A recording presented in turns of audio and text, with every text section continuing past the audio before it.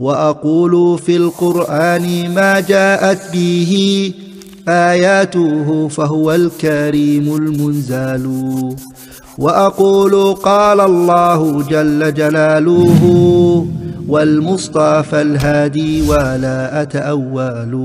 الحمد لله رب العالمين له الحمد الحسن والثناء الجميل وأشهد أن لا إله إلا الله وحده لا شريك له يقول الحق وهو يهدي السبيل وأشهد أن محمدا عبده ورسوله صلى الله عليه وعلى آله وأصحابه والتابعين لهم بإحسان إلى يوم الدين. أما بعد, inshallah ta'ala, we're going to be taking أحكام الصيام, rulings related to what?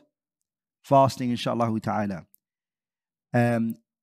It's going to be interactive, meaning I'm going to ask you guys questions. Whenever I mention a point, I'm going to ask questions and I want responses, inshallah ta'ala.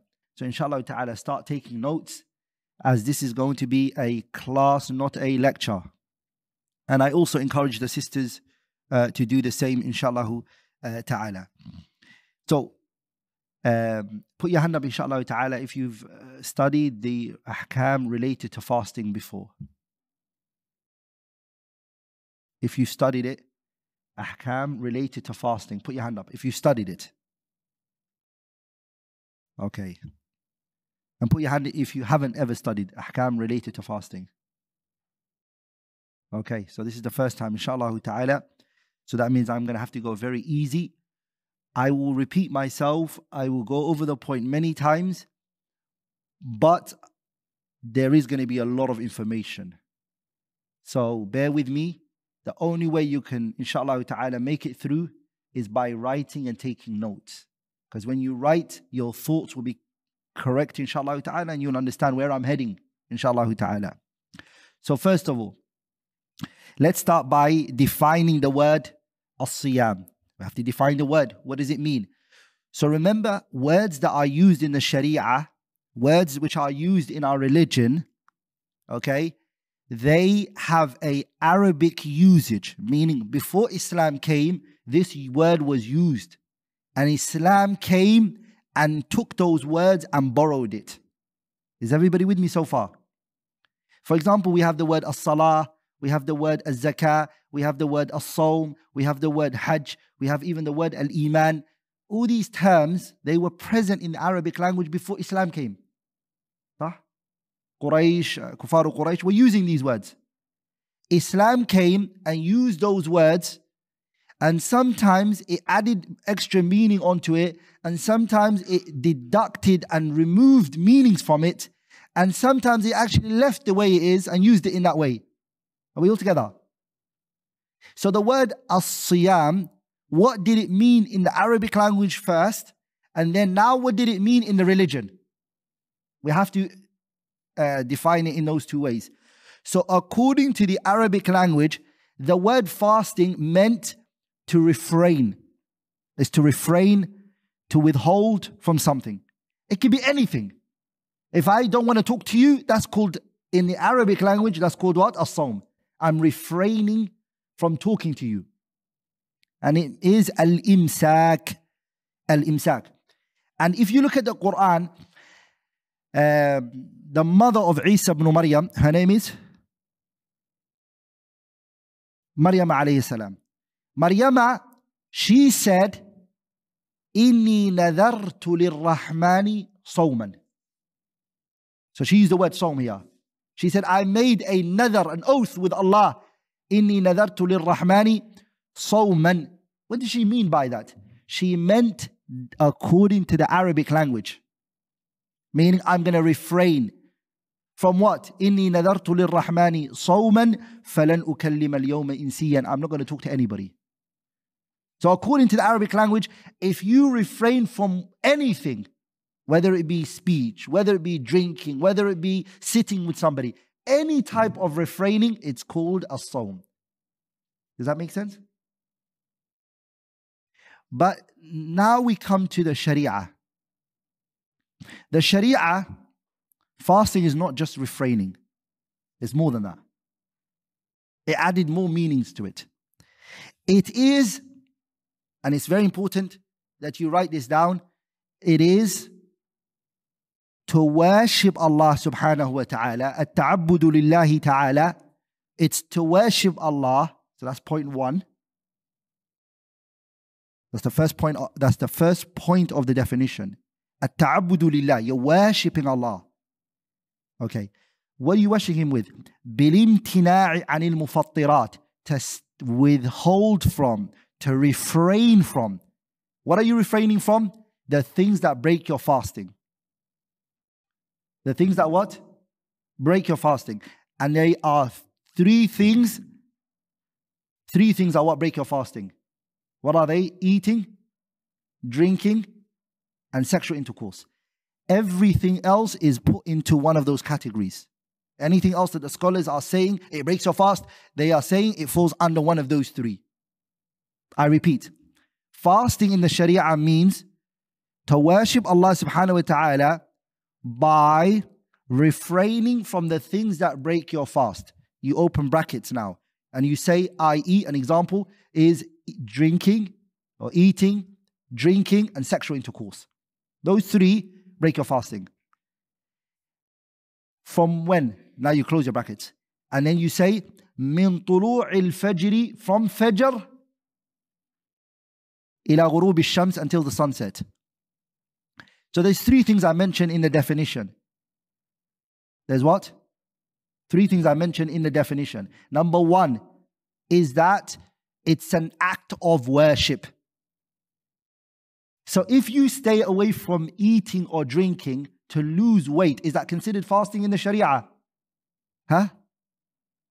Why is it not considered? Because it's not. It doesn't meet the first point of our definition. It's not an act of worship. In other words, you're not coming with intention for it to be for Allah's sake. Does that make sense? So we need to not say, we need to avoid saying, and a lot of people say that, inshallah, when Ramadan comes, I'm going to lose weight. Huh? If it happens as a byproduct, if it takes place as you're fasting, you lose weight, that's another thing. But to have the intention of fasting so you can lose weight can have a problem with what? With your intention. So this is an act of worship. Okay? If you lose weight, فَلِلَّهِ الْحَمْدُ وَالْمِنَّةِ, it's blessings. But that shouldn't be your intention. Your intention is that you're worshipping Allah. The same way you can't say, oh yeah, I pray salah because it's an exercise for me. No, we don't pray the salah because it's an exercise. We pray the salah because it's what? It's an act of worship. We are worshipping Allah through this action. So, the second part of our definition was what? Refraining from the things that break your fasting. And that, inshallah ta'ala, we're going to go in great details regarding that. And the third we said is what? The timing. The third part of our definition is what? The timing. Meaning, from what time does the fasting start? From Fajr. And what time does it finish? From what? Sunset. Let's go back to the first part of our definition and we're going to stick over that, which is the issue of the intention.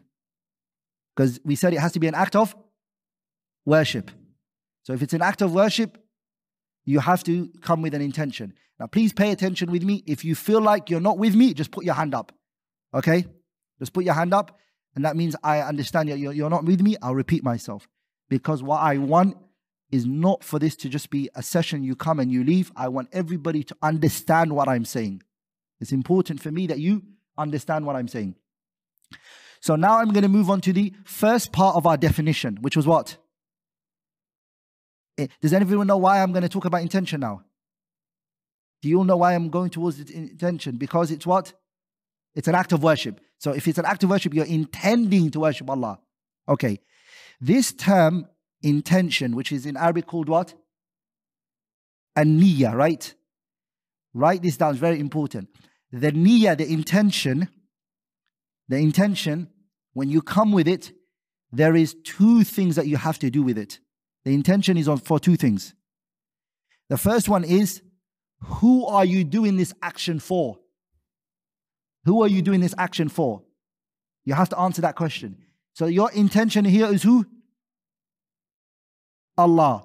This is what the scholars also called what? Al-Ikhlas. Do you guys understand now? Who are you doing this action for? What do you say? Allah. That's the first part of intention. The second type of intention is distinguishing one righteous action from another righteous action. I need to separate them with my intention. For example, there's Fajr that you pray. How many rak'ah is Fajr? How many units are Fajr? It's 2, right? The Sunnah before Fajr is how many? 2. How do you separate one from the other?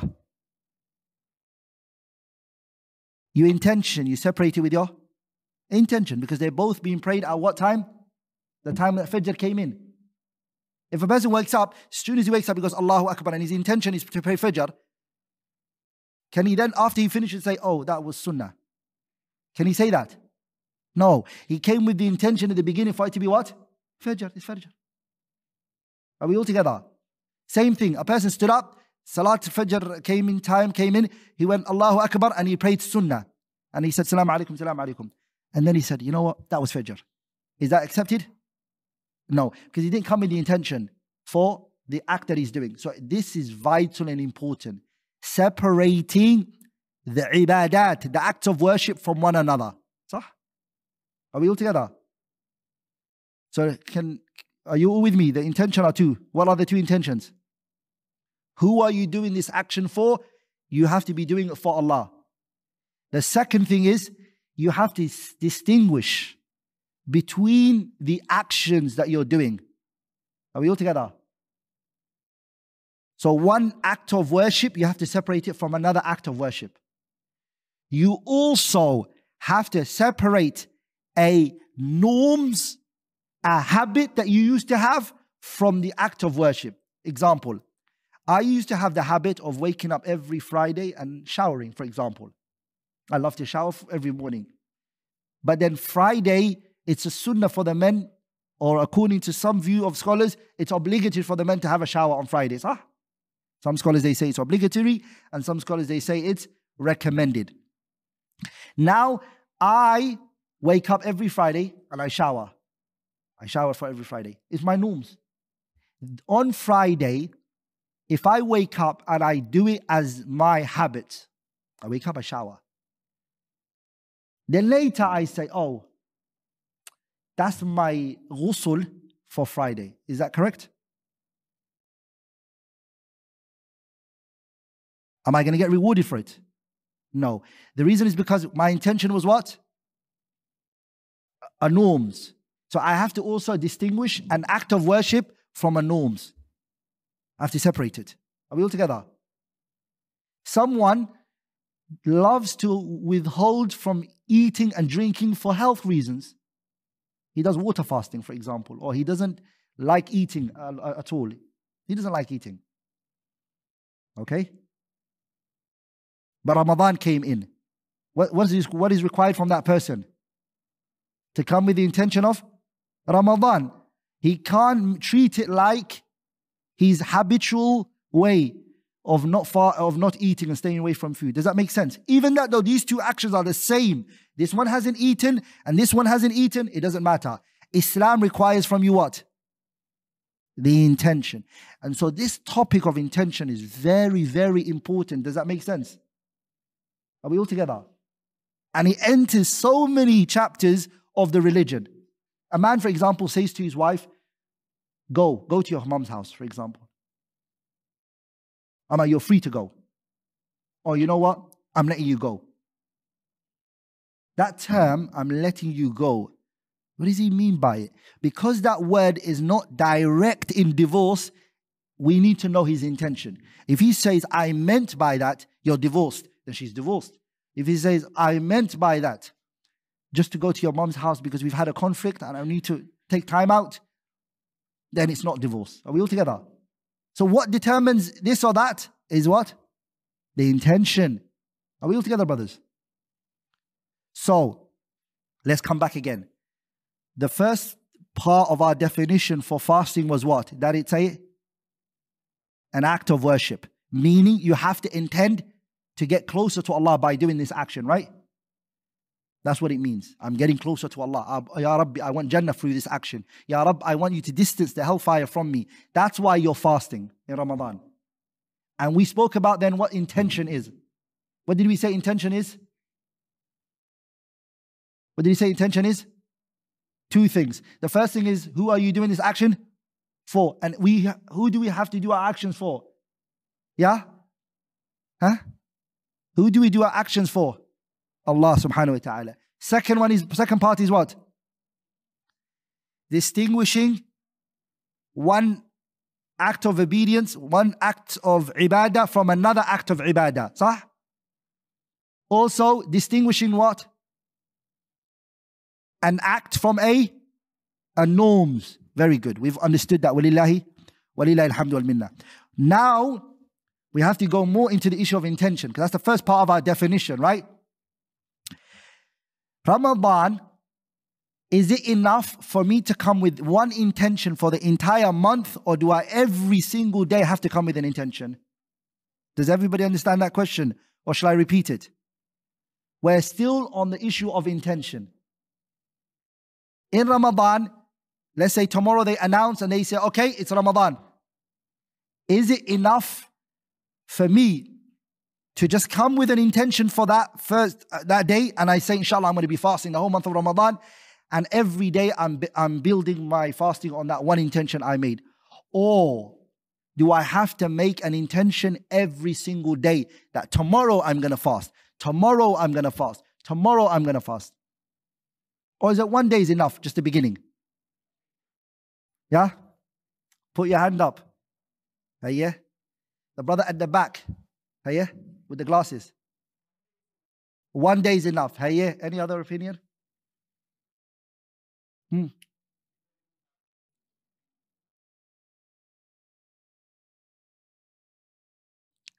So the middle path is going to be, scholars have what? What do the scholars have? Difference of opinion on this issue. This one, there is a difference of opinion. And it's based on evidence. These opinions are not from thin air. They're not from thin air. These scholars have looked at the Quran, they looked at the Sunnah, and they disagreed on how is it understood. Some of the scholars said that one intention is enough. You just have to make that intention the first day, and khalas, inshallah ta'ala. Just like for salah, how many rak'ah is dhuhr? 4, right? You have to make an intention for all of them, each individually. Or is it enough just to make an intention at the beginning? Huh? It's enough to make intention what? At the beginning. So they said that's our argument, and that's what they said. Some scholars, they said no. Ramadan, each day is an independent day. Is disconnected. So then each day requires a what? An intention. And they actually used a hadith where the Prophet said, Salawatullahi wa salamun alayhi, hadith Hafsa, مَنْ لَمْ يُبَيِّتِ الصِّيَامَ.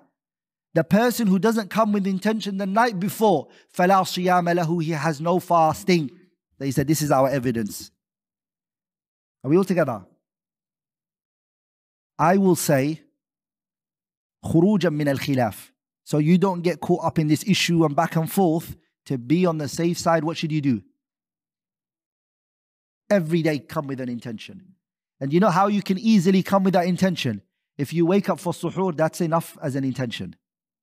Does that make sense? The fact that you woke up for suhoor, why did you wake up for suhoor? Only to fast the next day, right? Okay, that is, inshallah ta'ala, a point I wanted to mention, bi'idhnillahi al-kareem. What about the Prophet sallallahu alaihi wasallam's action where he came home to his wife Aisha and he said, Aisha, is there any food home? And she said, no, O Messenger of Allah. And then the Prophet said, Inni sa'imun, I am fasting. It was in the day. He said to her, Aisha, is there food? She said, no. He said, what? She said no to him, there's no food. Which also is another thing we need to understand. The Prophet's lifestyle, alayhi salatu wasalam, he didn't have much. And we should be thankful for Allah has given us, right? Aisha, she said to Urwa ibn Zubayr, كان يمر على رسول الله صلى الله عليه وسلم هلال وهلال وهلال لا يوقد في بيت رسول الله نارا. There used to be seasons after seasons after seasons.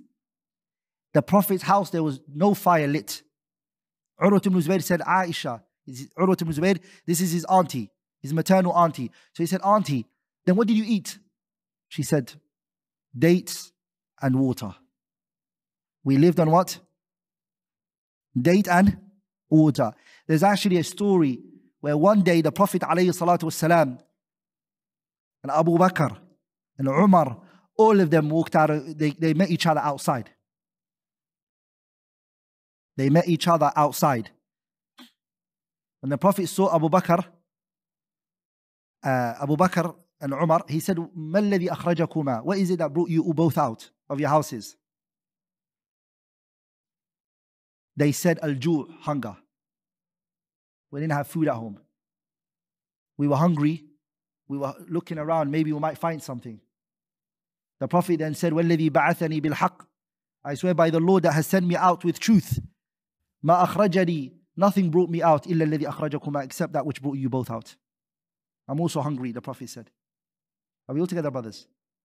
Yani that was the lifestyle of the Messenger alayhi salatu wassalam. So he came to his wife and he said, Aisha, is there any food to eat? And she said, no, there isn't nothing. She said, there isn't anything to eat. Then the Prophet ﷺ said, Inni mru'un sa'im, I am a fasting person. Inni sa'imun. So how do you reconcile that with the hadith of Hafsa, which says, Man lam yubayyit as-siyama fala siyama lahu, the one who doesn't come with an intention the day before for his fasting, he has no fasting. And this hadith of the Prophet in the day saying, is there food? No, there isn't food. I'm fasting. The Prophet didn't come with the intention the night before because he's asking for food. How do we reconcile between these two? At the back, هيا. تفضل. نعم.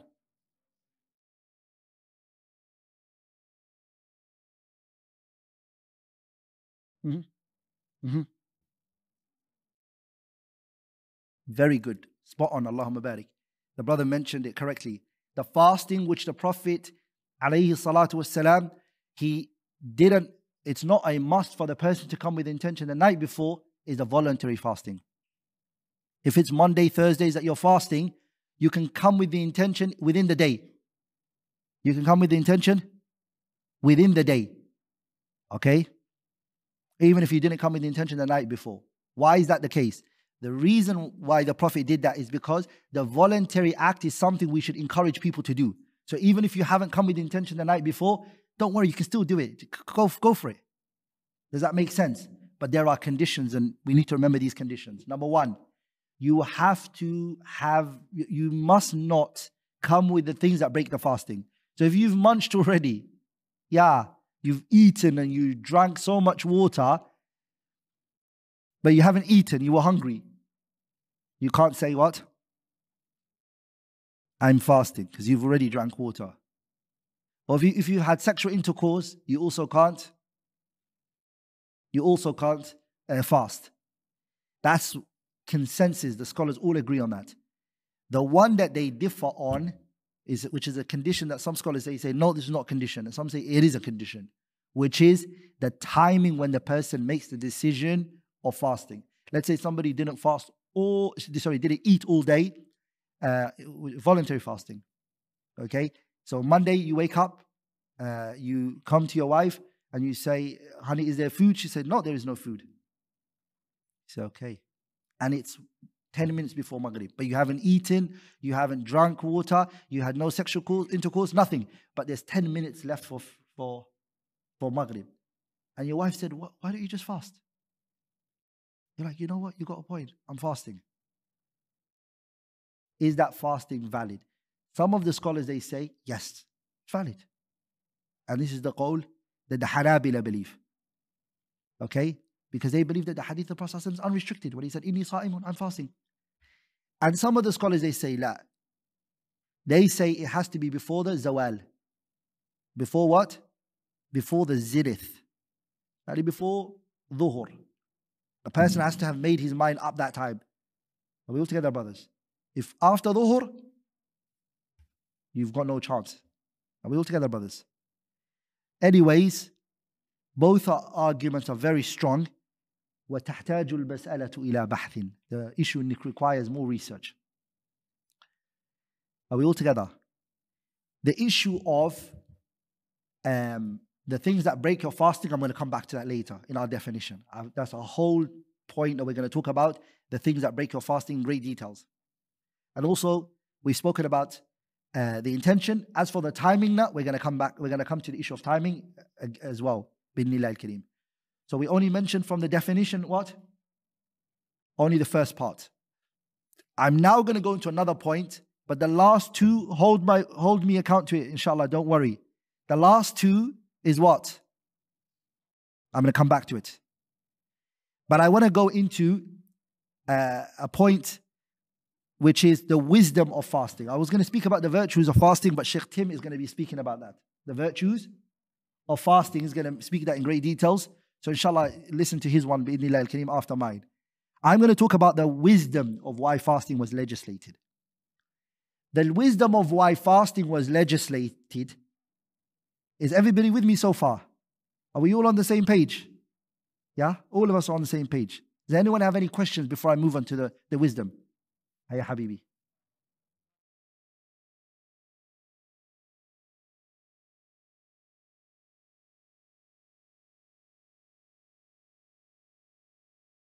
The brother asked a very good question. He said, the scholars who said that you have to do your fasting, you have to come with the intention for the voluntary fasting before the zawal, is because they said that the Prophet, when he said to Aisha, Inni sa'imun, it was before the zawal. Does that make sense? They said it was what? Before the zawal. So if we're following the Prophet in this, we need to follow him in this as well. That's what they said. Does everybody understand now? Okay, anybody have, sisters, if you have any questions, you can say it loud, inshallah ta'ala. If you have any questions.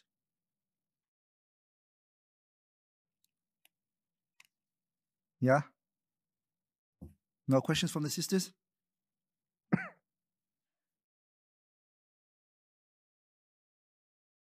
Yeah, let's carry on, inshallah ta'ala. Al-hikmatu minhu, the wisdom of fasting. The first wisdom, inshallah ta'ala, is mentioned in the Quran. Allah says in the verse of fasting, Ya ayyuha alladhina amanu kutiba alaykum as-siyamu kama kutiba ala alladhina min qablikum la'allakum tattaqun. So the wisdom and the hikmah of why fasting was legislated is to attain through it what? At-taqwa. We fast to attain what? Huh? Why are we fasting for? Huh? To gain taqwa, right? And this concept of taqwa, brothers, is very important in al-Islam. At-taqwa, there is no translation in English that can give it justice. Some people, they say the fear of God and all of that. That is not accurate translation for the word at-taqwa.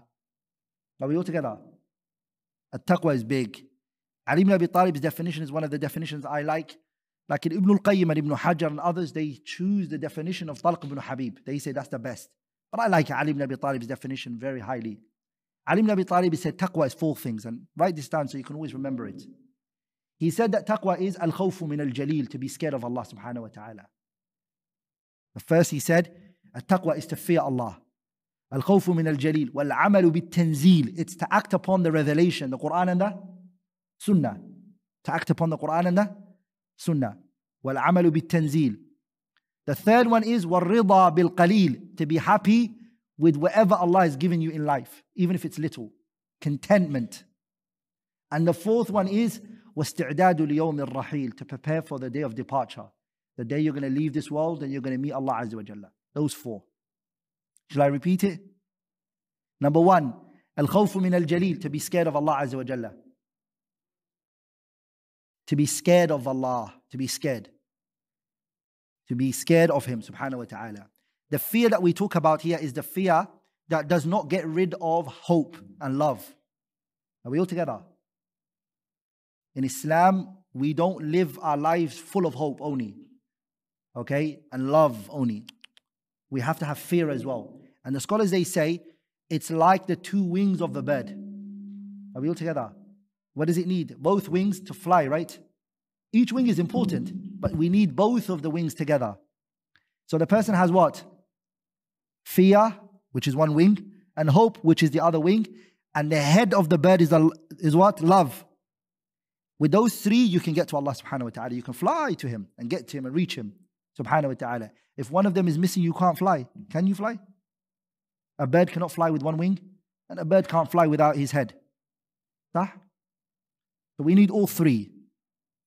So he said here, it's al-khawfu min al-jalil, to be scared of Allah, right? Be scared of Him. And these characteristics of fear is what Allah mentioned in the Quran. إِنَّ الَّذِينَ هُم مِّنْ خَشْيَةِ رَبِّهِمْ مُشْفِقُونَ إِنَّ الَّذِينَ هُم مِّنْ خَشْيَةِ رَبِّهِمْ مُشْفِقُونَ والذين هم بآيات ربهم يؤمنون والذين هم بربهم لا يشركون والذين يؤتون ما آتوا وقلوبهم وجلة أنهم إلى ربهم راجعون. So they come with righteous actions and they're scared whether it's going to be accepted from them. صح? The believers, they do good deeds and they, Ya Rabb, I'm scared. Are you going to accept this from me? Even in Surah Al-Insan, what did Allah say? إنما نطعمكم لوجه الله لا نريد منكم جزاء ولا شكورا إنا نخاف من ربنا يوما عبوسا قمطريرا. They feed the poor, they give them, and then they say, we are feeding you for the sake of Allah. We don't want no reward. We are scared. See? We are scared. Inna nakhafu min rabbina. We are scared of our Lord. Sah? So many verses in the Quran, Allah mentions that subhanahu wa ta'ala. Sah? And anyone who looks at the punishments that Allah has given the previous nations, you'll be scared. But that fear should not get you in a position where you don't do good deeds, because that's not praiseworthy fear. Sah? That's what Allah said about the believers. في بيوت أذن الله أن ترفع ويذكر فيها اسمه يسبح له فيها بالغدو والآصال رجال لا تلهيهم تجارة ولا بيع عن ذكر الله وإقام الصلاة وإيتاء الزكاة يخافون يوما. They're in the masjid, they're praying, they're doing adhkar, they don't get carried away with their business, but they are what? يخافون يوما تتقلب فيه القلوب والأبصار. They're scared of the day of judgment. So that's the first thing Ali is mentioning. الخوف من الجليل. 2. وَالْعَمَلُ بِالتَّنزِيلِ, to act upon the revelation, the Quran and the Sunnah, that you act upon it. You make it your life. You make everything about your life about this, the Quran and the Sunnah. What did Allah say? What did the Messenger say? What did Allah say? What did the Messenger say? The wife and the husband and the children, the whole family, this is all of it. It is Allah and His Messenger. Are we all together? وَالْعَمَلُ بِالتَّنزِيلِ وَالرِّضَى بِالْقَلِيلِ, and to be content with whatever Allah has given you subhanahu wa ta'ala. Whatever Allah gave you, be happy with it. The Arabs, they say, إِرْضِ بِمَا قَسَمَ اللَّهُ لَكَ تَكُنْ أَغْنَى النَّاسِ. If you're happy with whatever Allah gives you, you're going to be the richest of people. Contentment. Like, that's a quality that we don't have, right? Like in the people of taqwa have it. That's why Ali mentioned, what did Ali say? The third one? To be content. And the fourth point that Ali mentioned of taqwa was what? وَاسْتِعْدَادُ لِيَوْمِ الرَّحِيلِ, to prepare for the day of departure. The day you're going to leave this world and you're going to go to your real home. You either built that home and you invested in it, or you corrupted that home. You didn't invest in it. It's your choice. You make the choice. That house, have you invested in it? Have you put money towards it? Or have you not? That's why some of the Salaf, they said, the reason why some people do not want to leave this world and go to Akhirah is because they do not want to leave a place where they built. Because the dunya, you built this house and mashallah, you put so much into it. So you don't want to leave this place you built, and you don't want to go to a place where you destroyed it. You didn't build it at all. You corrupted it. So if you build Akhirah and you work towards it, what are you going to get? You're going to want to go there. You're going to want to meet Allah. You're going to look forward to meeting Allah. The Prophet told us in the hadith, مَنْ أَحَبَّ لِقَاءَ اللَّهِ أَحَبَّ اللَّهُ لِقَاءَهُ وَمَنْ كَرِهَ لِقَاءَ اللَّهِ كَرِهَ اللَّهُ لِقَاءَهُ. Anyone who wants to meet Allah, Allah wants to meet you. And anyone who doesn't want to meet Allah, Allah doesn't want to meet them. But think about it. Why would you want to meet Allah? You want to meet Him when you got something there. You've worked hard. You put effort and hard work in. But if that day is not even on your mind, you don't even think about it. You forgot about it. You abandoned it. It's not even on your mind. That day, you're not going to work for it, are you? That's why Allah says in the Quran, وَلِلَّهِ مُلْكُ السَّمَاوَاتِ وَالْأَرْضِ وَيَوْمَ تَقُومُ السَّاعَةِ يَوْمَئِذٍ يَخْسَرُ الْمُبْطِلُونَ وَتَرَى كُلَّ أُمَّةٍ جَاثِيَةٍ كُلُّ أُمَّةٍ تُدْعَى إِلَى كِتَابِهَا الْيَوْمَ تُجْزَوْنَ عَذَابَ الْهُونِ بِمَا كُنتُمْ تَقُولُونَ عَلَى اللَّهِ ولله ملك السماوات والأرض ويوم تقوم الساعة يومئذ يخسر المبطلون وترى كل أمة جاثية كل أمة تدعى إلى كتابها اليوم تجزون عذاب الهون بما كنتم. Ibrahim, what is it? What's that? ولله ملك السماوات والأرض ويوم تقوم الساعة يومئذ يخسر المبطلون وترى كل أمة جاثية كل أمة تدعى إلى كتابها اليوم تجزون بما كنتم تعملون تجزون ما كنتم تعملون هذا كتابنا ينطق عليكم بالحق إنا كنا نستنسخ ما كنتم تعملون فأما الذين آمنوا وعملوا الصالحات فيدخلهم ربهم في رحمته ذلك هو الفوز المبين وأما الذين كفروا أفلم تكن آياتي look at this ayah وأما الذين كفروا أفلم تكن آياتي تتلى عليكم فاستكبرتم وكنتم قوما مجرمين. The verses were read on you. This is what said to you. Akhirah, you were told about it. What did you do? You didn't care about it. صح? And then Allah goes on to say subhanahu wa ta'ala after that وَقِيلَ الْيَوْمَ نَنْسَاكُمْ كَمَا نَسِيتُمْ لِقَاءَ يَوْمِكُمْ هَذَا. You will be abandoned and you will be forgotten about as you have forgotten about this day. وَقِيلَ الْيَوْمَ نَنْسَاكُمْ كَمَا نَسِيتُمْ لِقَاءَ يَوْمِكُمْ هَذَا. This day that you forgot, you will be forgotten the way that you forgot it. Same thing Allah says in Surah Sajda.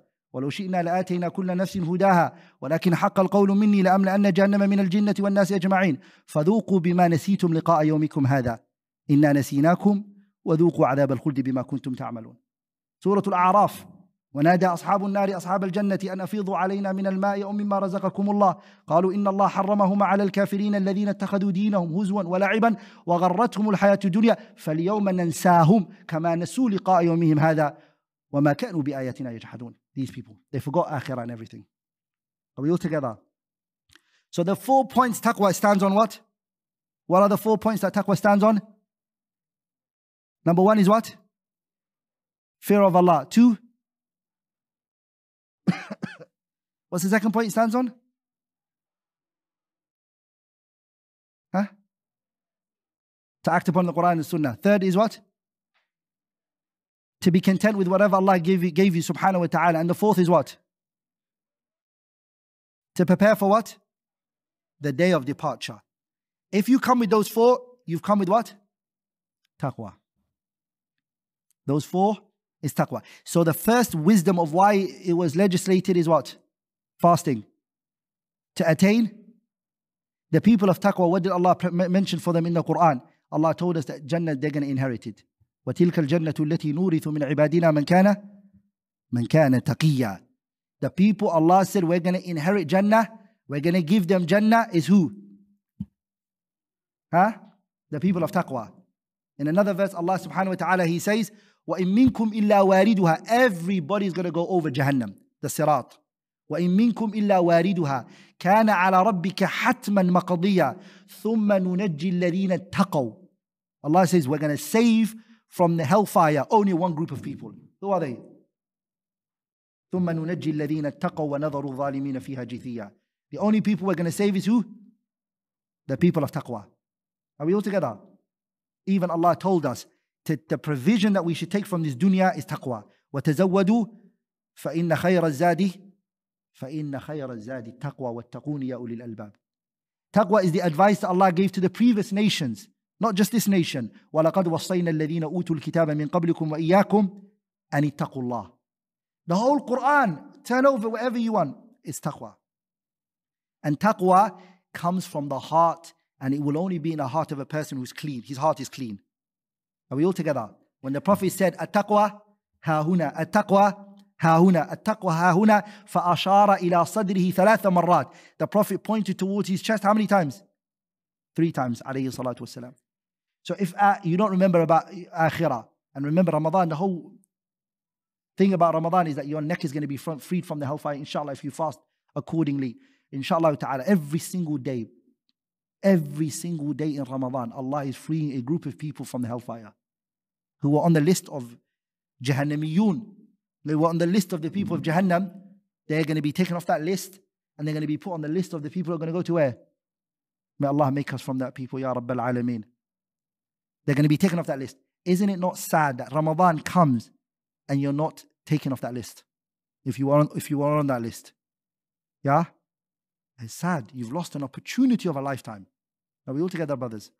So that concept of nar and Jahannam, remember that. When you stand in front of Allah, يا أيها الناس اتقوا ربكم إن زلزلة الساعة شيء عظيم يوم ترونها تذهل كل مرضعة عما أرضعت وتضع كل ذات حمل حملها وترى الناس سكارى وما هم بسكارى ولكن عذاب الله شديد. The consequences and the severity here is what? It's very serious. It's not a very light day. إن هؤلاء يحبون العاجلة ويذرون وراءهم يوما ثقيلا. It's a heavy day. So inshallah ta'ala, prepare for that day.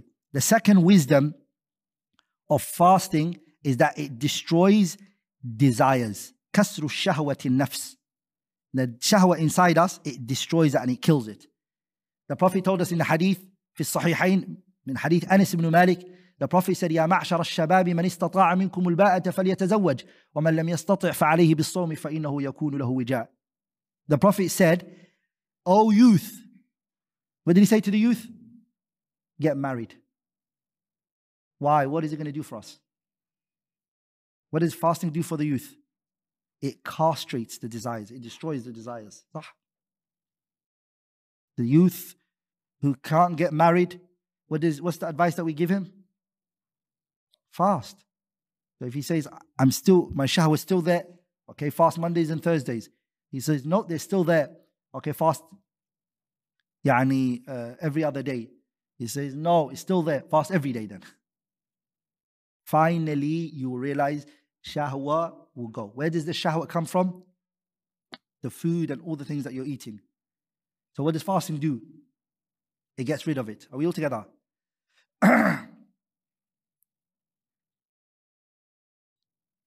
Also, what fasting does, when doctors will tell you this, when a person doesn't eat much, what happens to their veins? It becomes closer to each other. يعني تضيق. And what did the Prophet tell us عليه الصلاة والسلام in the hadith? إن الشيطان يجري من ابن آدم مجرى الدم. Shaitan flows in the human where the blood flows in the veins. So by fasting, you're getting weak, you're weakening what?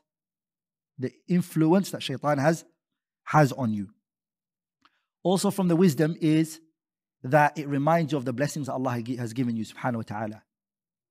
From the blessings that you have is food, right? وَكُلُوا وَاشْرَبُوا وَلَا تُسْرِفُوا إِنَّ اللَّهَ لَا يُحِبُّ الْمُسْرِفِينَ وَلَا تُبَذِّرْ تَبْذِيرًا إِنَّ الْمُبَذِّرِينَ كَانُوا إِخْوَانَ الشَّيَاطِينِ وَكَانَ الشَّيْطَانُ لِرَبِّهِ كَفُورًا. You're going to recognize the blessings Allah has given you, right? The ni'am that you have. By fasting, people recognize that. Also, the wisdom of why it was legislated is you're learning for the first time in your life, I have control over my nafs. My nafs doesn't control me. We're living at a time when people say, I can't do this. Why can't you do it? Because your nafs is telling you to do something and you can't control your nafs.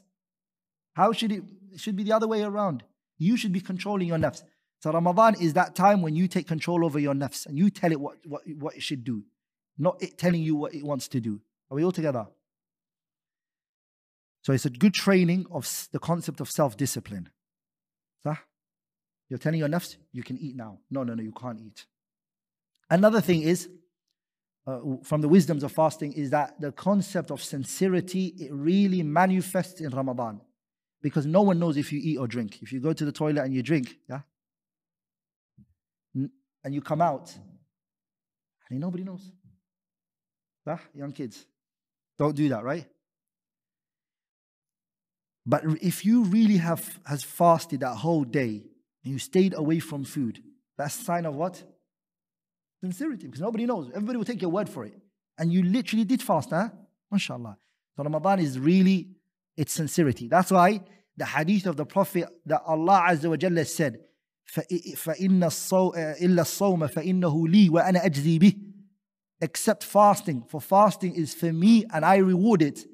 It's the action that no one can tell if you really did it for Allah, if you did it or not. No one can say you fasted today. Nobody knows. But I can say to you, you didn't pray because I didn't see you pray. Are we all together?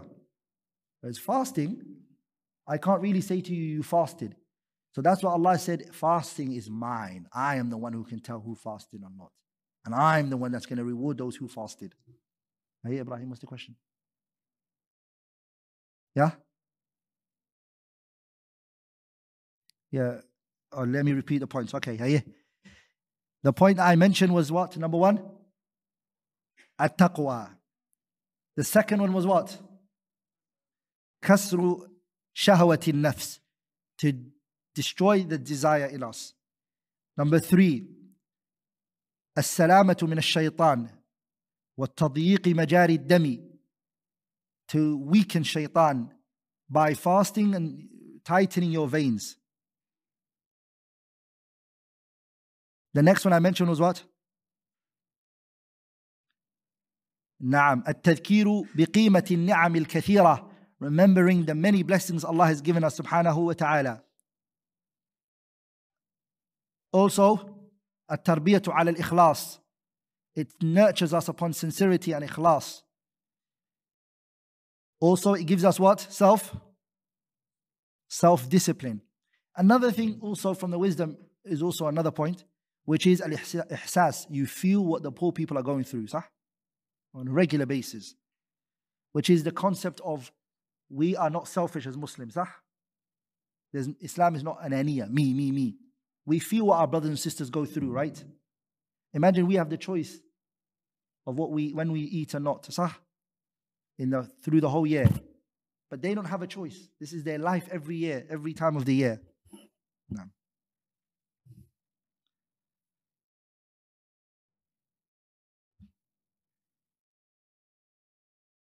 We finished their wisdom now. Anyone have any questions before we move on to the next?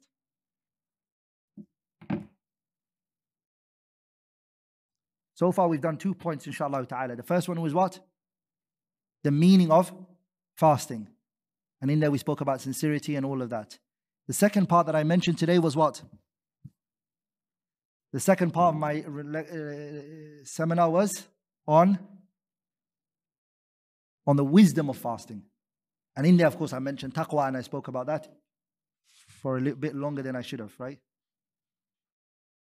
Now I'm going to talk about the things which are obligatory in fasting. Wajibatu sawm. The things which are obligatory in fasting. Okay? The scholars, they said, fasting, there isn't anything which are specifically wajib to it. Yani we don't say, these things are wajib specifically to fasting.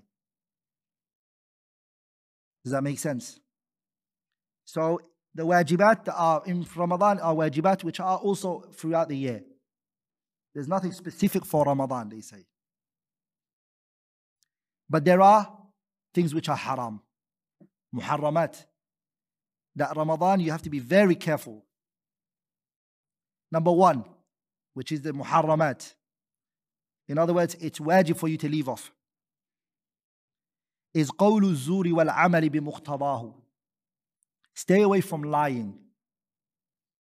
Stay away from lying. Some people, they lie in the month of Ramadan. Stay away from it. Al-Imam al-Bukhari narrated in his Sahih min hadith Abi Hurairah that the Prophet ﷺ said, مَنْ لَمْ يَدَعْ قَوْلَ الزُّورِ وَالْعَمَلَ بِهِ فَلَيْسَ لِلَّهِ حَاجَةٌ أَنْ يَدَعَ طَعَامَهُ وَشَرَابَهُ. Whoever does not leave off lying, مَنْ لَمْ يَدَعْ قَوْلَ الزُّورِ, the person who doesn't leave off lying and acting in an ignorant way, Allah has no need. Allah doesn't want from you any fasting. The want here, the irada here is irada shar'iyya, not irada kawniyya. Irada shar'iyya.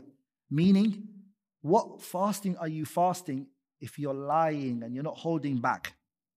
وَلِذَلِكَ the scholars, they said, and the Salaf, they said, أَهْوَنُ الصِّيَامِ, the easiest fasting is what?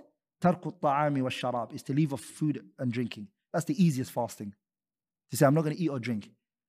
The real fasting is to stay away from the things Allah made haram from you. The second thing that we should stay away from, and it's obligatory for us to stay away from, is al-laghwu wal-rafath. What does al-lagw wal-rafath mean? It means idle speech. It's not lying, but vulgar speech. Even when they speak, they're very vulgar in the way that they speak. And of course, sexual intercourse, which we're going to come to inshallah ta'ala. The Prophet sallallahu alaihi wasallam, he said, لَيْسَ الصِّيَامُ مِنَ الْأَكْلِ وَالشُّرْبِ. The Prophet said, fasting is not staying away from only drinking and eating. وَإِنَّمَا الصِّيَامُ, but fasting is to stay away from مِنَ اللَّغْوِ وَالرَّفَثِ, to stay away from vulgar and idle speech.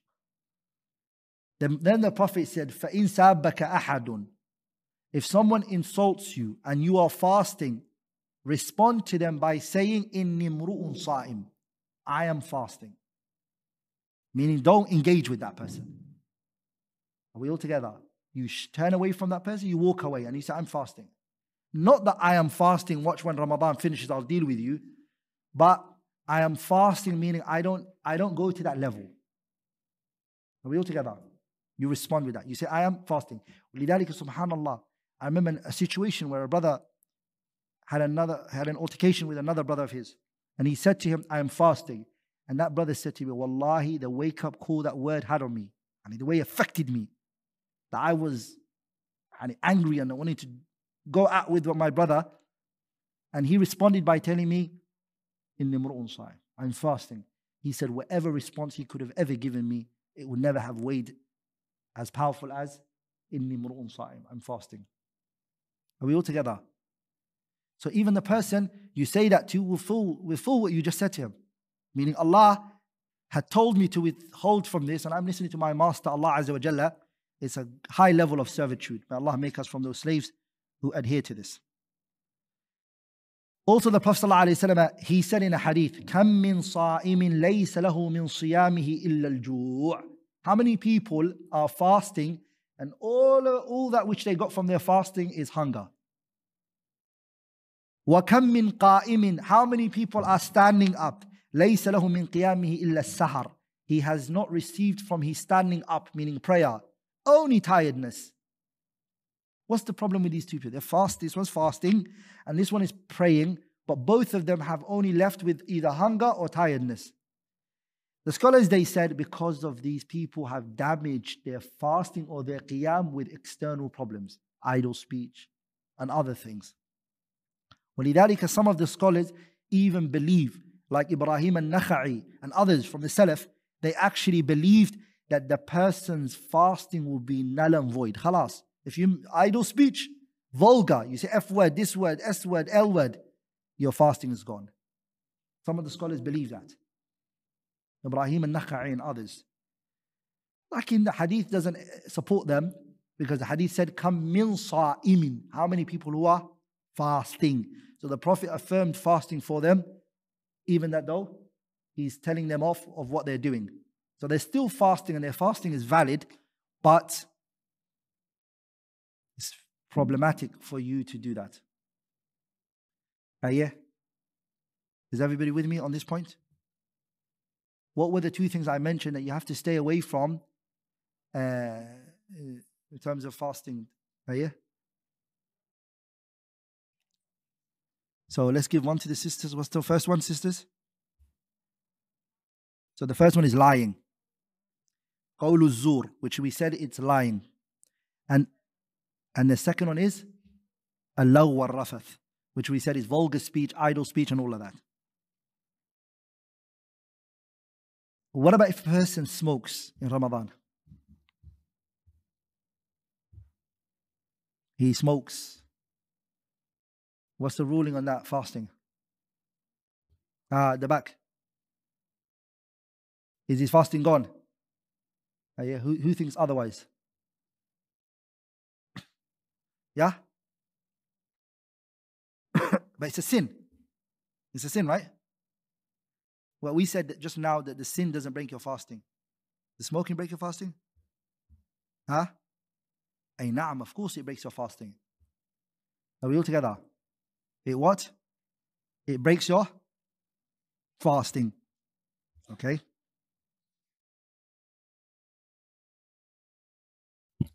And this is the consensus of our time. regarding fasting being broken by smoking. Now we're going to go into the things that are recommended for you to do when you're fasting. What are the things that you're recommended to do when you're fasting? Number one, suhoor. Suhoor is recommended for you to do. Okay? Suhoor is recommended. And the Prophet ﷺ, what did he say? He said, تَسَحَّرُوا فَإِنَّ فِي السُّحُورِ barakah. Have suhoor. In the suhoor there is what? There is barakah. If the Prophet said barakah, we are going to believe it's what? Barakah. And that is, it's going to help you physically go get the best out of that day. So brothers, don't miss out on suhoor. Sisters, don't miss out on suhoor. Also the Prophet ﷺ, he said in the hadith, إِنَّهَا بَرَكَةٌ أَعْطَاكُمُ اللَّهُ إِيَّاهَا. Suhoor is a barakah Allah gave to you. فَلَا تَدَعُوهُ. Don't leave it. It's a barakah Allah gave you. Are you going to refuse Allah's barakah? No, don't refuse it. Don't reject it. So you have to take it on board, inshallah ta'ala. Some of the scholars, they said it's wajib. Because of the hadith of the Prophet ﷺ, إِنَّا مَعْشَرَ الْأَنْبِيَاءِ أُمِرْنَا أَن نَتَسَحَّرُوا. They use that hadith. We, the prophets, we were commanded to what? To have suhoor. وَنُعَجِّلَ الْفِطْرِ. We were also commanded to hasten the iftar. We were commanded to do that. So this hadith, from the apparent, it shows that it's what? It's obligatory. But the scholars did not understand it to be obligatory. By consensus, Ibn al-Mundhir said, no one from the scholars understood it to be what? Obligatory. Why? Because of the external other evidences which showed some of the Sahabas didn't have suhoor and the Prophet never told them off. Are we all together? And the fact that he, sallallahu alayhi wasallam, what did he do? He did what is known as al-muwasala, meaning the Prophet did continual fasting. Sah? What did the Prophet do? Continual fasting, meaning the Prophet fasted one day, did not break his fasting, didn't eat for iftar. And the next day came in. And the Sahabas did it with the Prophet. Sah? Abdullah ibn Zubayr actually fasted for 15 days. How many days? No water, nothing. Fasting, shar'i fasting. No drinking, nothing. For how many days? 15 days, half of Ramadan. Are we all together? And the Prophet ﷺ never told, he didn't prohibit them from it. Are we all together? Which shows that the suhoor is what? Recommended. If it was haram, the Prophet would have said it's haram. And the Sahabas would have stayed away from it. So it's recommended. But the continual fasting, the person should avoid it, but it's not haram. It's what? It's what? Not haram.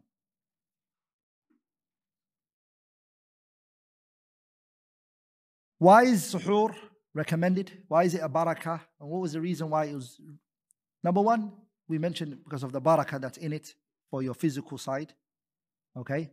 Number two, the second reason is that we oppose Ahlul Kitab, the Christians and the Jews. We don't want to be like them.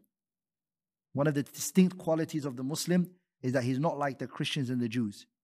He's different, the way he talks, the way he carries himself, everything. And that's what the Prophet ﷺ, he said, فَصْلُ مَا بَيْنَنَا أَمَا فَصْلُ مَا بَيْنَ صِيَامِنَا وَصِيَامِ أَهْلِ الْكِتَابِ. The difference between our fasting and the fasting of the Christians and the Jews is what? أَكَلَةُ السَّحَرِ. It's the suhoor. They don't have suhoor. We have suhoor. Are we all together? Does that make sense? So we oppose them as well. So this is the two wisdoms of why suhoor is legislated. Number one, there's barakah in it, physical side. Are we all together? Does that make sense? Naam. And the second one is what? And the second is what? مخالفة أهل الكتاب, to oppose أهل الكتاب. Question now, someone is holding their suhoor in their hand, or they've got it in their mouth. Let's start with the hand. Someone has got suhoor in their hand, and then what did they hear? the adhan, what should they do? Yeah? Put your hand up if you think you should leave it. Yeah? Put your hand up if you believe you've got it in your hand, eat it. And that's correct. If you've got it in your hand, you eat it. The Prophet ﷺ, he said, إِذَا سَمِعَ أَحَدُكُمُ النِّدَاءَ, if one of you hears the adhan, adhan, وَالْإِنَاءُ فِي يَدِهِ, and the cup is in your hand, or the meal is in your hand, فَلَا يَضَعْهُ, don't put it down, حَتَّى يَقْضِيَ حَاجَتَهُ مِنْهُ, until you fulfill your need from it, and until you eat it. Abu Dawood narrated it. Does that make sense? But that doesn't mean the plate in front of you is all yours. Yeah, that's not what it means. It's whatever you're holding in your hand at that moment when the adhan goes off. Inshallah ta'ala, you can have it, finish it. Are we all together, brothers? Why? Because what is in your hand, are you going to throw it away? Yeah? Are you going to waste it and throw it away? Yeah? And who's going to eat it from you? Huh? Unless you've got kids and you tell them eat it. Yeah? But the asal is that nobody would have it. So just take it in. That's why the sunnah is to eat it. Are we all together?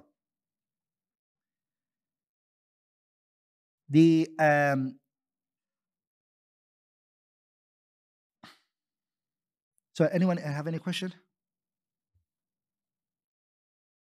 Huh?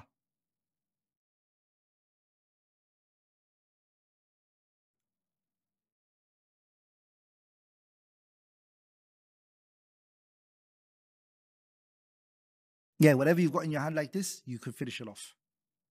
If you've got something in your hand, you can finish it off. If it's on the plate, just leave it. The miswak we're going to come to, inshallah. Yeah.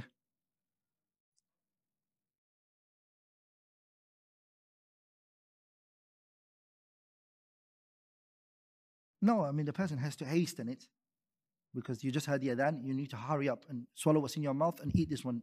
But the fact that you've heard the adhan, you don't say, "Ooh, put it down." Say now.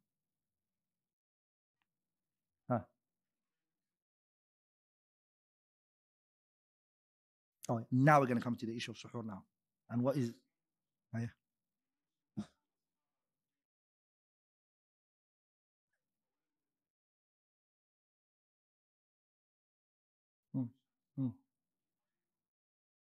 So this is beautiful. The brother mentioned a good question. He said, your definition of fasting was from Fajr to what? Maghrib. And you said these Sahabas, they were fasting continuous. This is for when you want to eat, not for when you don't want to eat. Sah?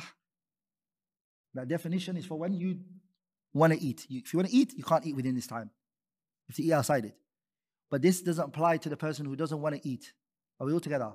The person who doesn't want to eat, he's going to fulfill those 2 times. From Fajr and Maghrib, he hasn't eaten. And he's also given up his time, he had the rights to eat. وَكُلُوا وَشَرَبُوا حَتَّى يَتَبَيَّنَ لَكُمُ الْخَيْطُ الْأَبْيَضُ مِنَ الْخَيْطِ الْأَسْوَدِ مِنَ الْفَجْرِ ثُمَّ أَتِمُّوا الصِّيَامَ إِلَى اللَّيْلِ. He's given up his time where he had the rights to eat and drink or have intimacy with his spouse. He has given up that time as well and he's chosen to carry on his fasting. That's his rights or is his choice. Are we all together? The Prophet, he told the Sahabas, don't do it. But they said, Ya Rasulullah, you do it. He said, I am not like you guys. I'm taken care of by Allah Azza wa Jalla. Now this doesn't mean, some scholars they said, people misunderstand this, that when the Prophet said to the Sahabas, I'm not like you guys, I'm taken care of, some scholars they said it means that the Prophet is fed. Then that wouldn't be fasting. Does that make sense? It wouldn't be fasting. If he's fed and he's given food, then we won't say he's fasting. So he's fasting, but he is given what? He's given strength. The need that people get for food, he didn't have that, alayhi salatu wasalam. The urge to want to eat, the weakness and da'f, he didn't have that. So he said, you guys are going to suffer. You're not the same. You're not the same. But the Sahabas, they said, no, Ya Rasulullah, we can do it. They said, okay. And he carried on with them. And he carried on. And so what happened was, Ramadan finished on them. As we would say in English, they got saved by the bell. And Ramadan finished for them. And so the Prophet ﷺ said, if only Ramadan didn't finish, I would have shown you guys. You wouldn't be able to carry on. Does that make sense? This shows that if it was haram, he wouldn't actually have said this to them. He would have said to them, stop now. You're not allowed to. Are we all together? So the continual fasting is allowed, but it weakens a person. Yeah? It what? It weakens a person and it makes them very weak and etc. أي نعم تفضل.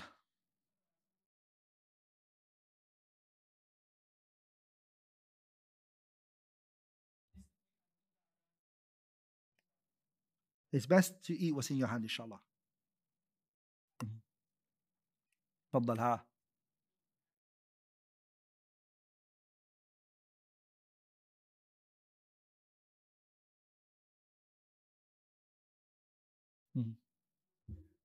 أي نعم. So the scholars, they said, mashallah, good question the brother asked.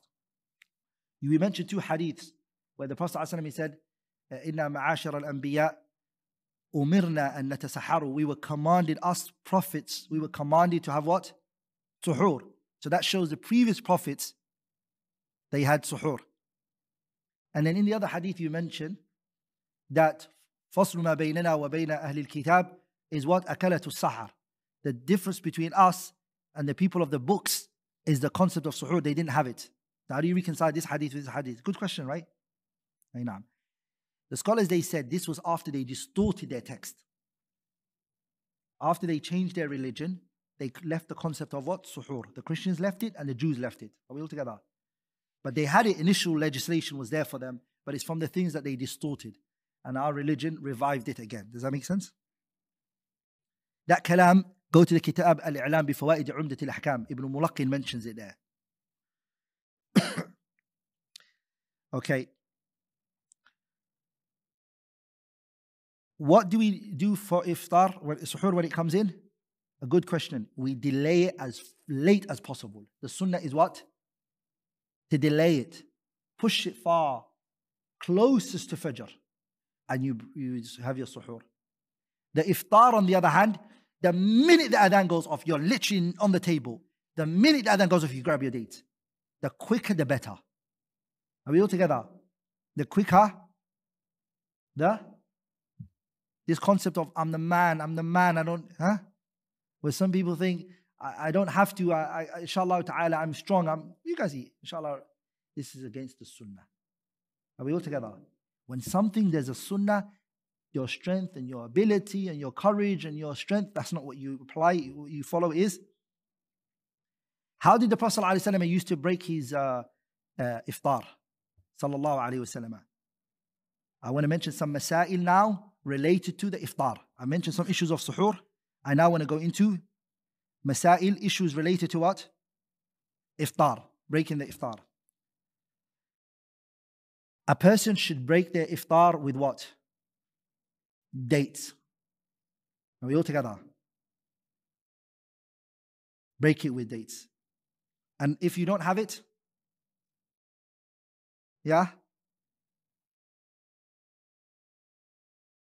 water. And the water, the Prophet ﷺ never gulped the water. He didn't drink it like that. Hasawat. The Prophet ﷺ, he sipped the water. That's how he sipped it. Alayhi salatu wasalam. If you can't find date, you take water and you sip it. That noise of sipping the water like it's tea, that's what the narration mentioned. Are we all together? It's very good to do that. Also, when the Prophet sallallahu alaihi wasallam had the date, look at my fingers, everybody, like this, these two fingers. Can you all see this finger? Two fingers together. The Prophet, he put the seed on the top of these two fingers. The seed of the date. When he ate, he put the seed on his here and then he threw it. Are we all together? Does that make sense? So whenever he ate the date, he put it in his mouth. When he finished it and the seed came out, he put it on here. Are we all together? Here. And then he threw it off, alayhi salatu wasalam. He didn't put it back on his hand again. Are we all together? Which is hygiene, right? The scholars, they disputed what should the person say. when they're breaking the iftar. Some of the narration mentioned the person says, ذهب الظمأ وابتلت العروق وثبت الأجر إن شاء الله. Some of the scholars weakened it, some of the scholars authenticated it. There's a long discussion in it. Are we all together?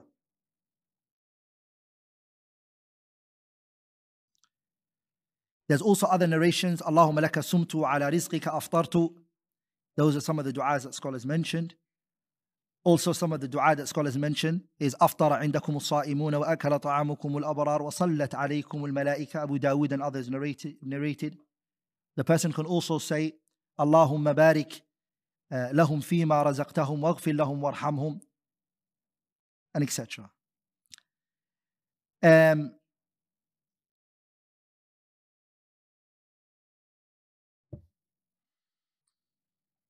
The issue I want to mention is the question that was asked about the issue of siwak. The usage of what? A siwak. Somebody uses a siwak. You all know what a siwak is, or a toothbrush.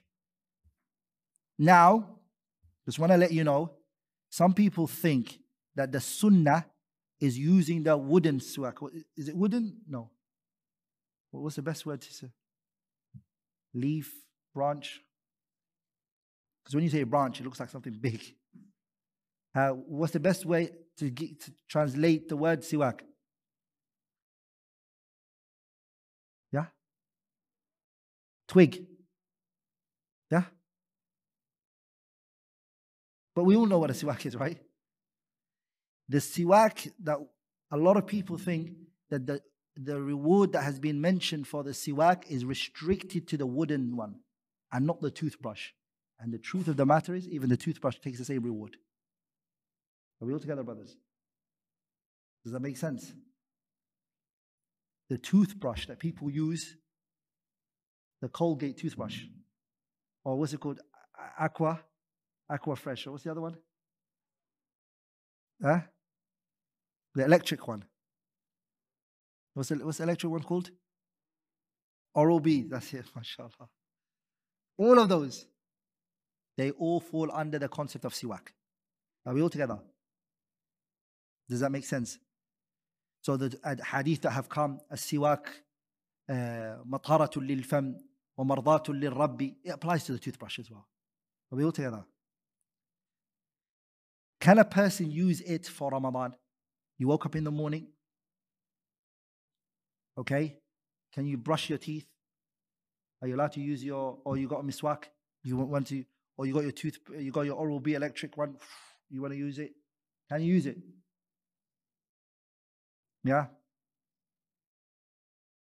Inshallah, please use it, brothers and sisters, okay? Use it. There's nothing wrong with using it. All of the evidence is لولا أن أشق على أمتي لأمرتهم بالسواك عند كل صلاة. All of it applies in Ramadan, inshallah ta'ala, and it's more for Ramadan, right? Because of the lack, the person hasn't eaten food, it's good to clean your teeth and also your tongue. What about toothpaste? Inshallah, it's also fine. You can use your toothpaste as long as you what? As long as you don't swallow it. So wash it out, the toothpaste that you use. You can use it as long as you don't swallow it, spit it out. Are we all together? And it takes the same ruling of the mother who's cooking food, who's making food. She wants to taste the food that she's cooking. Is she allowed to do that? She's allowed to. Naam. But she's not allowed to what? She shouldn't swallow it. Okay? Another point I want to mention, inshallah ta'ala, is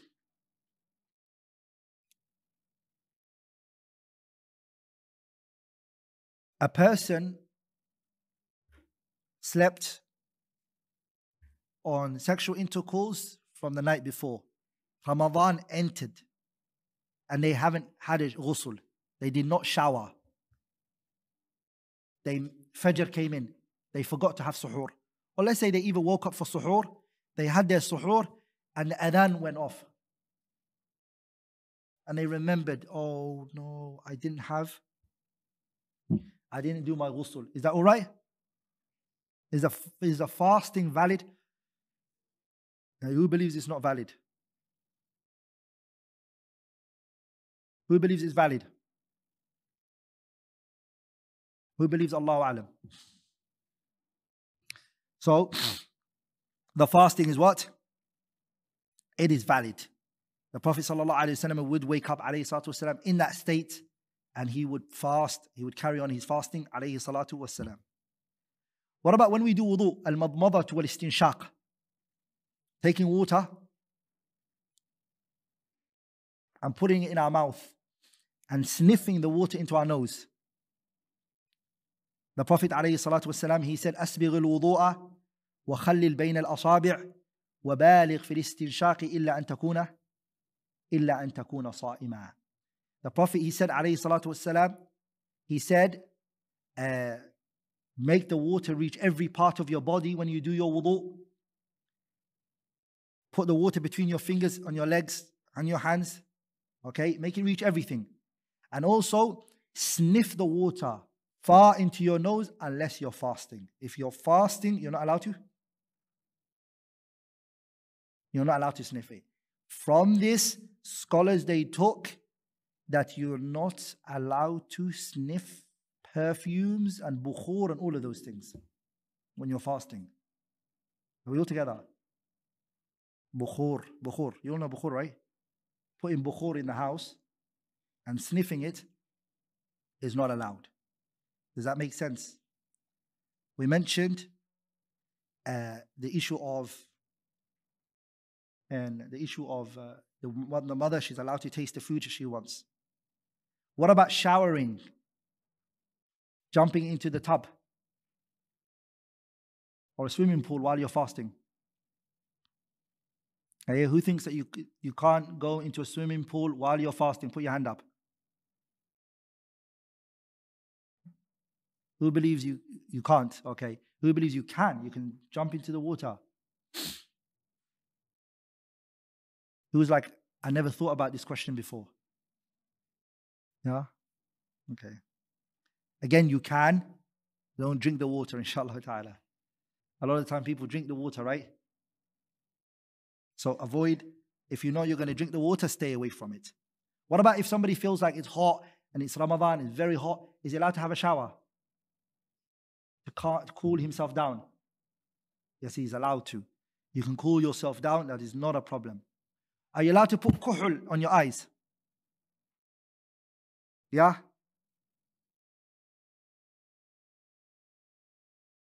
You can put kuhul on your eyes. ولذلك شافعية بفقه الشافعي, they believe that you can't. Oh, sorry, Shafi'i don't believe it. Sorry, Shafi'iyya, sorry. Shafi'i believe what we mentioned. In some of the fuqaha mention that you can't. Reason is because they say the kuhul somehow gives you some things. What about hijama, cupping? Hey?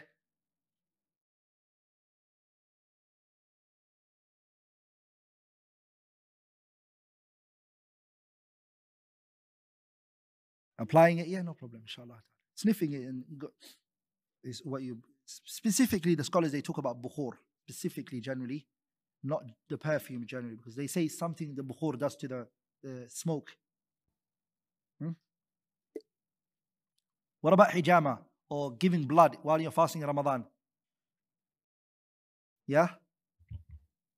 So the scholars are different of opinion. I'm more inclined to the idea that you're allowed to. I'm inclined to the idea that you can, inshallah ta'ala. What about kissing the opposite your spouse in Ramadan? Yeah? Are you allowed to? Some brothers are like, no. The young brothers, no. The elder brothers, the older people, inshallah, they can. Why? Because they'll stay in their boundaries. But the younger one, the two men came to the Prophet, a young man, and he said, Ya Rasulullah, can I kiss my wife in Ramadan? The Prophet said to him, no.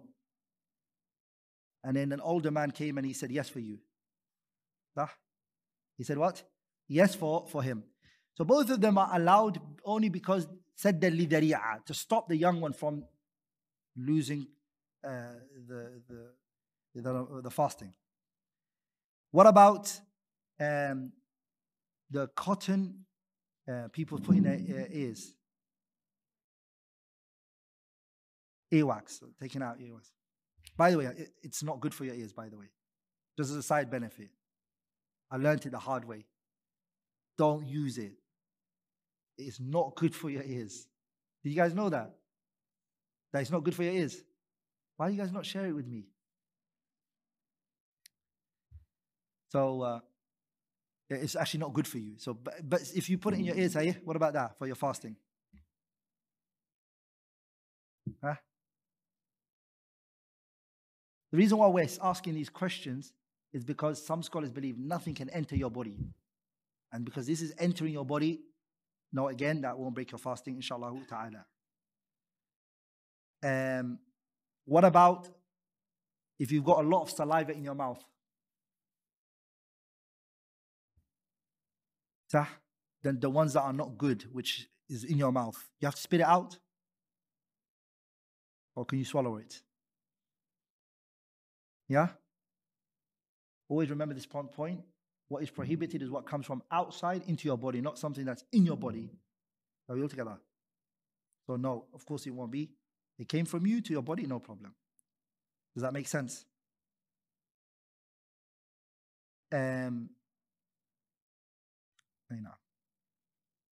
Now we're going to go into the things that break your fasting, inshallah ta'ala. Bi'idhnillah al-kareem. Eating and drinking deliberately break your fasting. What about if a person eats and drinks by accident? There was an accident. I came up, I woke up, I forgot I was fasting. I went to the kitchen, got myself a meal, and I ate. I had breakfast and I had lunch. Yeah, and I had desserts. And just before Asr, I remembered, or just before Maghrib, 20 minutes, I realized, no, it's Ramadan. Is my fasting valid? The fasting is valid. Allah is very kind. Man akala, oh, shariba. Anyone who drinks or eats nasiyan because he or she forgot. The Prophet said, فَلْيُتِمَّ صَوْمَهُ فَإِنَّمَا أَطْعَمَهُ اللَّهُ وَسَقَى. The one who fed you and took care of you is who? Allah. But the person who sees this person eating or drinking, what's their responsibility? Should you inform them or should you let them just enjoy themselves? Yeah? Like who believes, put your hand up, who believes you should let the brother or the sister get to the bottom of their rizq? Put your hand up if you feel like it's their rights, let them enjoy themselves. I don't know about you guys, but when I was young, I was told, leave the parents. My parents told me, leave. Especially my mom. She was like, leave.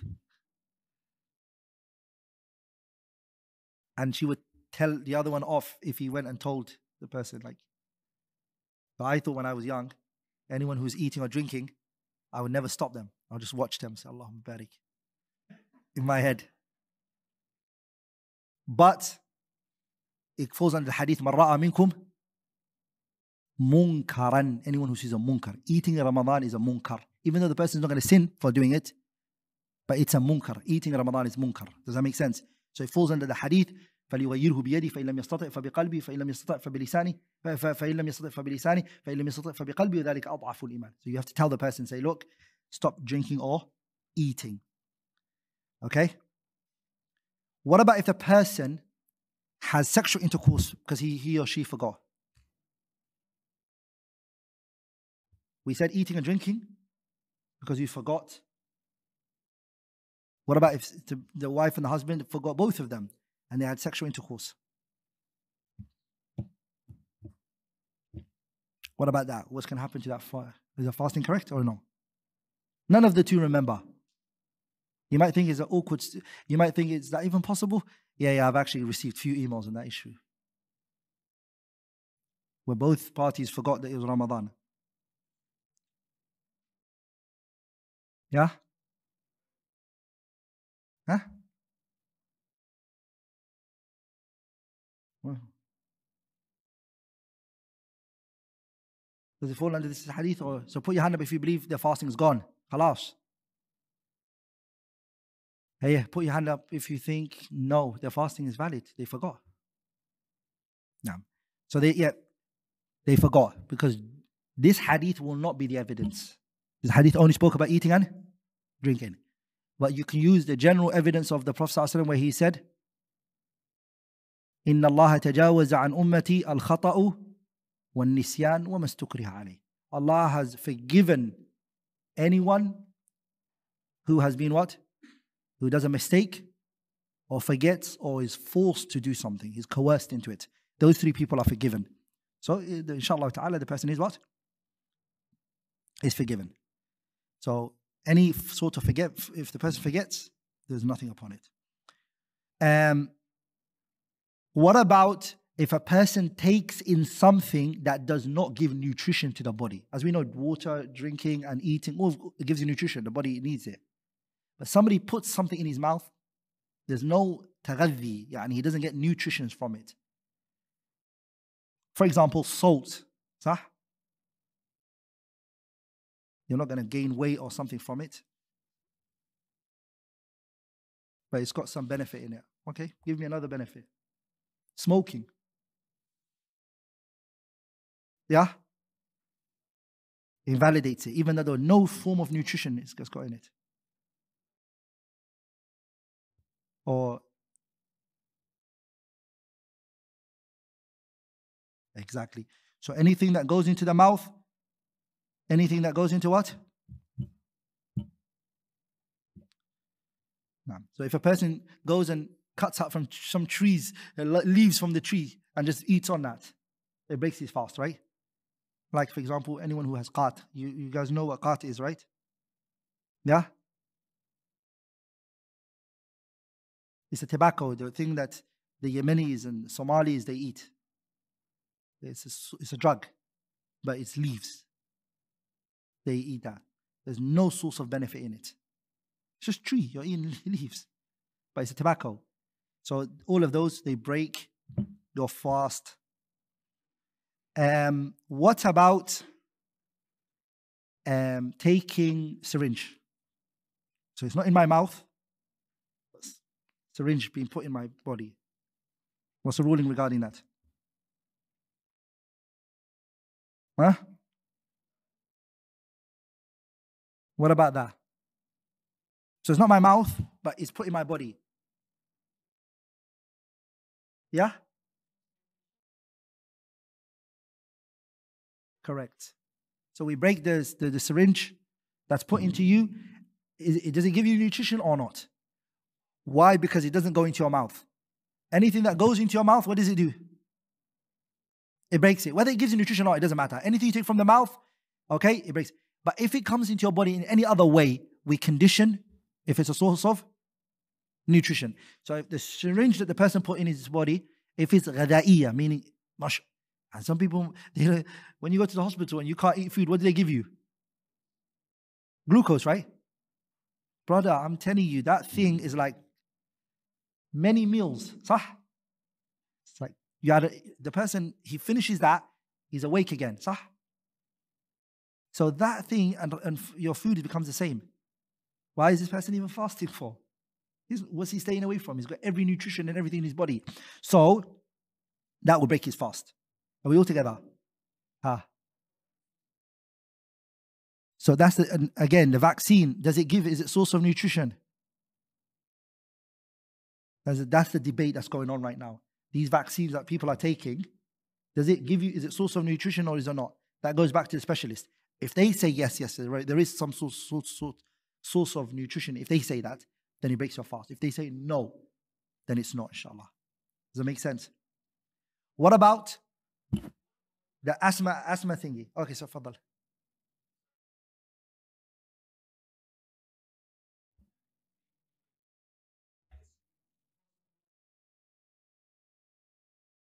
Yeah, it's a source of nutrition. Water going into your system, right? It's nutrition.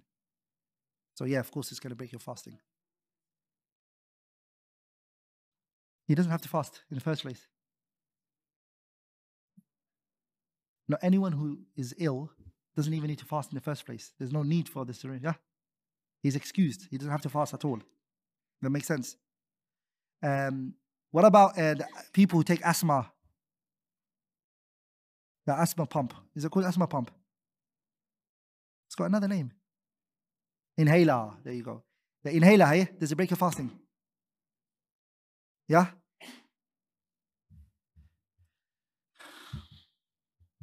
So if we go according to our principle that we mentioned, anything goes in your mouth, it breaks your fast.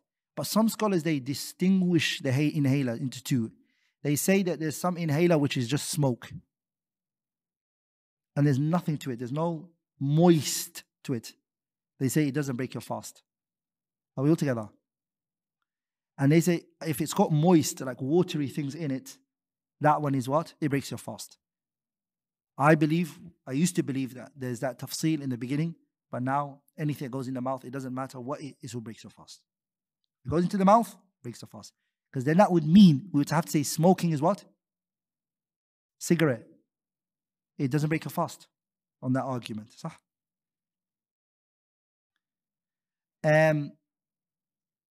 What about if a person has sexual intercourse deliberately? What's the issue here? So what happened to the remember here we're talking about intimacy, no other means. We're specifically talking about intimacy between the wife and the husband. That's what took place. Okay? What happens to the fasting? Is it broken? Okay? That's all agreed upon. There's no difference of opinion on that issue. But does the breaking of the fasting here happen the minute the two genitals comes into contact? Or what about if they didn't finish their business and halfway they stopped? What about that situation? And there's no inzal.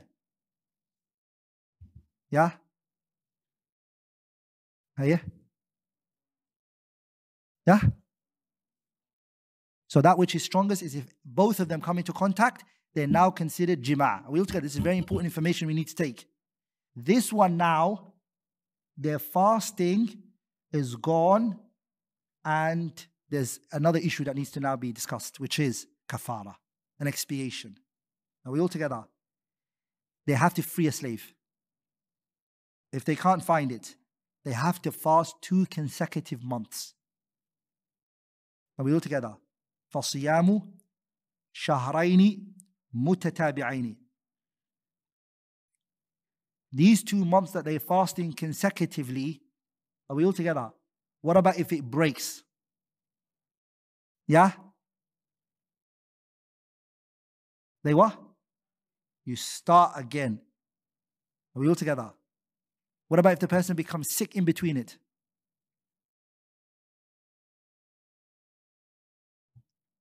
Two months on the, last day, you got sick. Yeah? Yeah?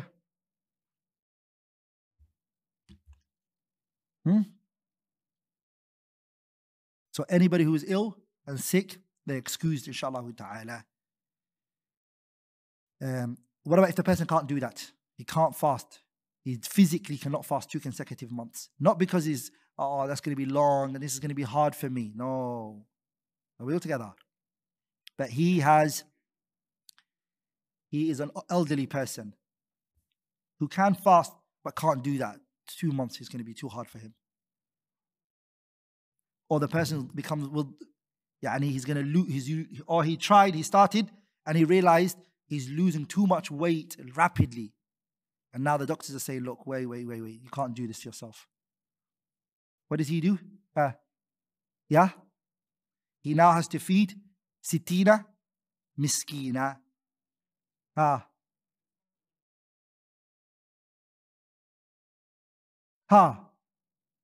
If they by accidentally had intimacy, they carry on their fasting like nothing happened. No, they just say, it's like a person who ate or drank. Are we all together? If it's a what? This is another one, which is if the fasting is voluntary, not obligatory, and they have intimacy, what is the kafara still applied? Some of the scholars, they said yes.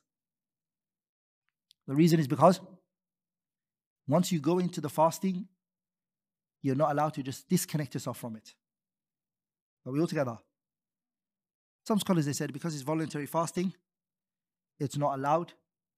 It's allowed. It's their choice. If they want, they can break it. But it's dangerous. To be very careful. I'm more inclined that the kafara doesn't apply here, but be careful. It's very dangerous to play with the boundaries set by Allah. But if it's qada of Ramadan, pay attention. I'm bringing back Ramadan in another time. It takes the ruling of Ramadan. Does that make sense? There's 2 days of Ramadan that's outstanding.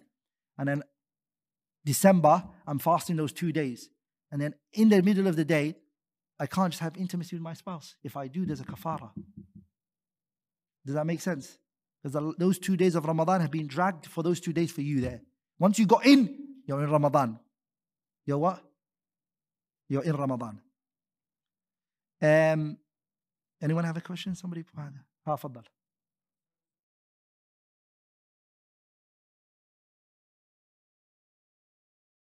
Which one? Yeah, 60, he has to feed them. Yeah, that we mentioned only the strongest opinion here, inshallah ta'ala, which we see. But what does he give the 60 people? What does he give them? What food are you going to give them? You're going to give them the food of the land. Does that make sense? So you give them the food that's well known in that country. See, can you do all in one day? Yeah? Can you do it all in one day? You can bring all 60 of them one time here. Can you? You can. What about if I choose to give them raw meat, raw stuff? I'm not going to give you cooked food. I'm going to give you the raw meat. Here it is. Or I'm going to give you the raw, what do you call it, rice. Or I'm not going to cook it for you. Can I do that? Yeah? I can. Another question. Another question is, let's say the person paid the kafara and within the same day had intimacy again. He's not fasting. Fasting broke. But he did intimacy again in the same day. Even though he paid for it.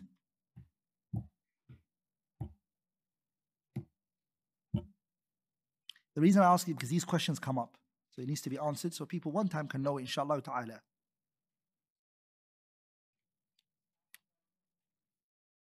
So do we look at the day or do we look at the times he's had intimacy? And Imam Ahmed saw that he has to do kafara again. And Imam Ahmed, rahimahullah, he believed you did it again, same day, kafara again. But that which seems apparent is that we're looking at the day. Are we all together? We're looking at the day, and that's what matters.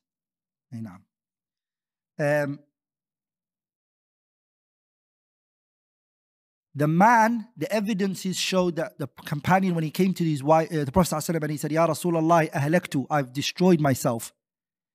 And the Prophet said, what did you do? And he said, Jama'tu mra'ati fi nahari Ramadan. I had intimacy with my wife in the daytime of Ramadan. The Prophet made the man go through the kafara we mentioned. Does that make sense? But he never asked about the wife. The narration doesn't state that he asked about the wife. Why? Some of the scholars took from that the woman doesn't have to do the kafara. Are we all together? The kafara is who? It's upon the man. And it's not what? It's not upon the woman. Are we all together? Some of the scholars, they took it from there. Some scholars, they said, no. Whatever the Prophet said to him was indirectly telling him, go tell your wife this as well. Does that make sense? That which seems apparent is that the ruling is for both wife and husband. Are we all together? Because whatever the man is told generally in the Sharia is the woman is also told. Unless there's a distinct evidence that says this is for the men, this is for the women. Because the principle is what? An-nisa'u shaqa'iqur rijal. The women are the same with the men when it comes to the religion, right? Ahkam that apply on the man applies on the woman. If the woman does an act of deed and the man does an act of deed, the reward is the same. And the punishment is the same. So they're both the same. Does that make sense? What about if a person has, doesn't do sexual intercourse, but fulfills himself in any other way, does it break his fast? It breaks his fast. Is there kafara on him? Is there an expiation on him? That which seems apparent, there isn't. Okay?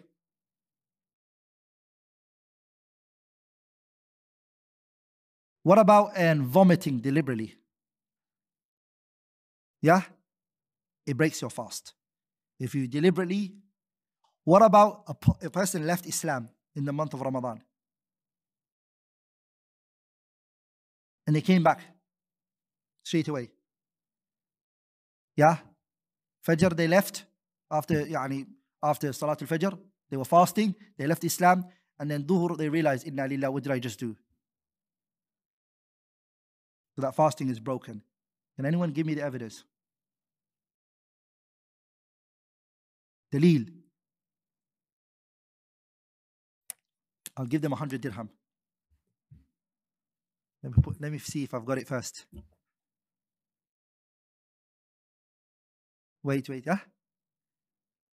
No, I want Daleel. Wait 1 second. Let me get the 100 dirham out.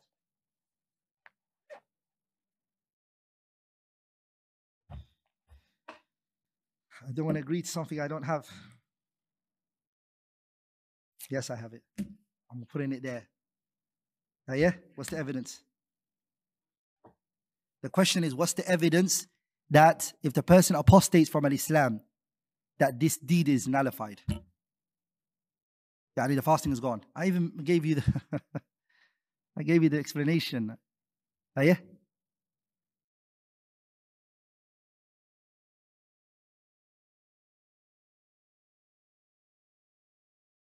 There's a dispute whether the fasting, which is mas'ala,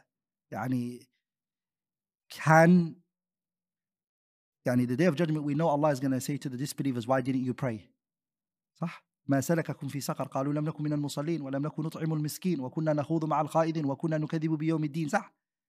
So when they ask, why are you in hellfire? They will say, we were what? We never prayed. So the ayats that say وَأَقِيمُوا الصَّلَاةِ is talking to the non-Muslims as well. The fasting is also talking to the non-Muslims as well.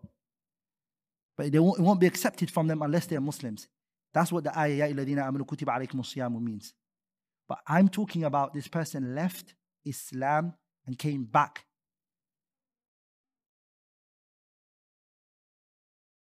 Correct. What's the dalil? You're right. I want the evidence for that. Yeah? وَمَنْ يَبْتَغِ غَيْرَ الْإِسْلَامِ دِينًا فَلَنْ يُقْبَلَ مِنْهُ وَهُوَ فِي الْآخِرَةِ مِنَ الْخَاسِرِينَ. That's not an evidence. It's not strong. I'm looking for direct, صَرِيحٌ صَحِيحٌ. 100 dirhams here. Shall I put a timer to it so I can go back to my wallet? لا يفضل. What's ayah? But this person might have left Islam but not by shirk. You brought the ayah, لَإِنْ أَشْرَكْتُمْ لَيَحْبَطَنَّ عَمَلُكُمْ. If you do shirk, so shirk is one way of leaving Islam. But this person left Islam not by way of shirk. They might have left by throwing the mushaf or... Yeah.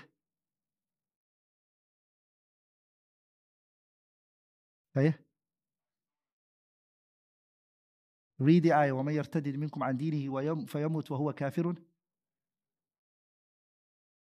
صحيح. Gives you 100 dirham. No, I want you to take it. You're not allowed to reject it. It's yours. If you don't want to give it to sadaqah or khair, you can, inshallah. Allahumma barik. Allah. So if you guys have written the evidence, take it, inshallah ta'ala.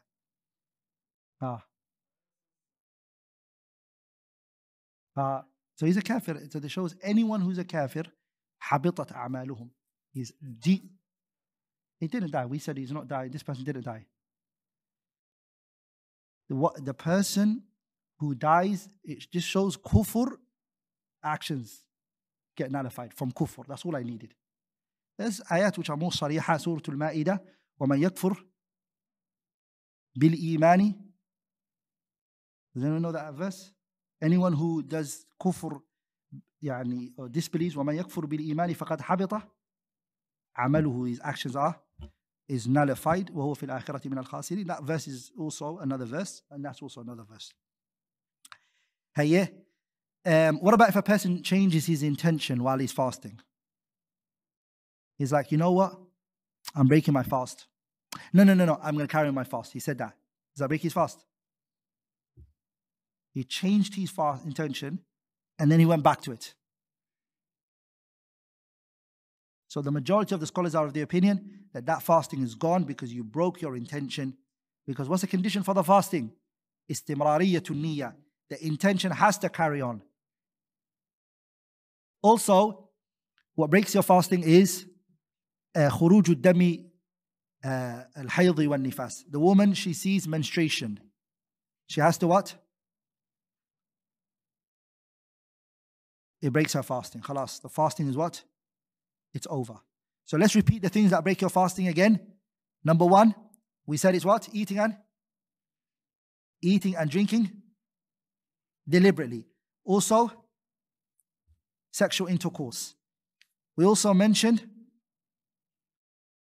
vomiting deliberately. If it's not deliberate, no. Changing your intention. The blood of menstruation and postnatal bleeding. Also the hijama, if it weakens the person, it breaks their fasting, right? If it weakens you, it breaks your fasting. If it doesn't weaken you, no, it doesn't. So in groups, inshallah ta'ala, so every table that you're on, that's your team. So look at the people who's on the table with you, familiarize yourself with them. Who are they? And they're either going to make you or break you. Okay, these are the people who are going to have to help you answering the questions, inshallah ta'ala. So I'm going to ask 3 questions. I haven't answered them. I have not answered these questions. I just want to, inshallah ta'ala.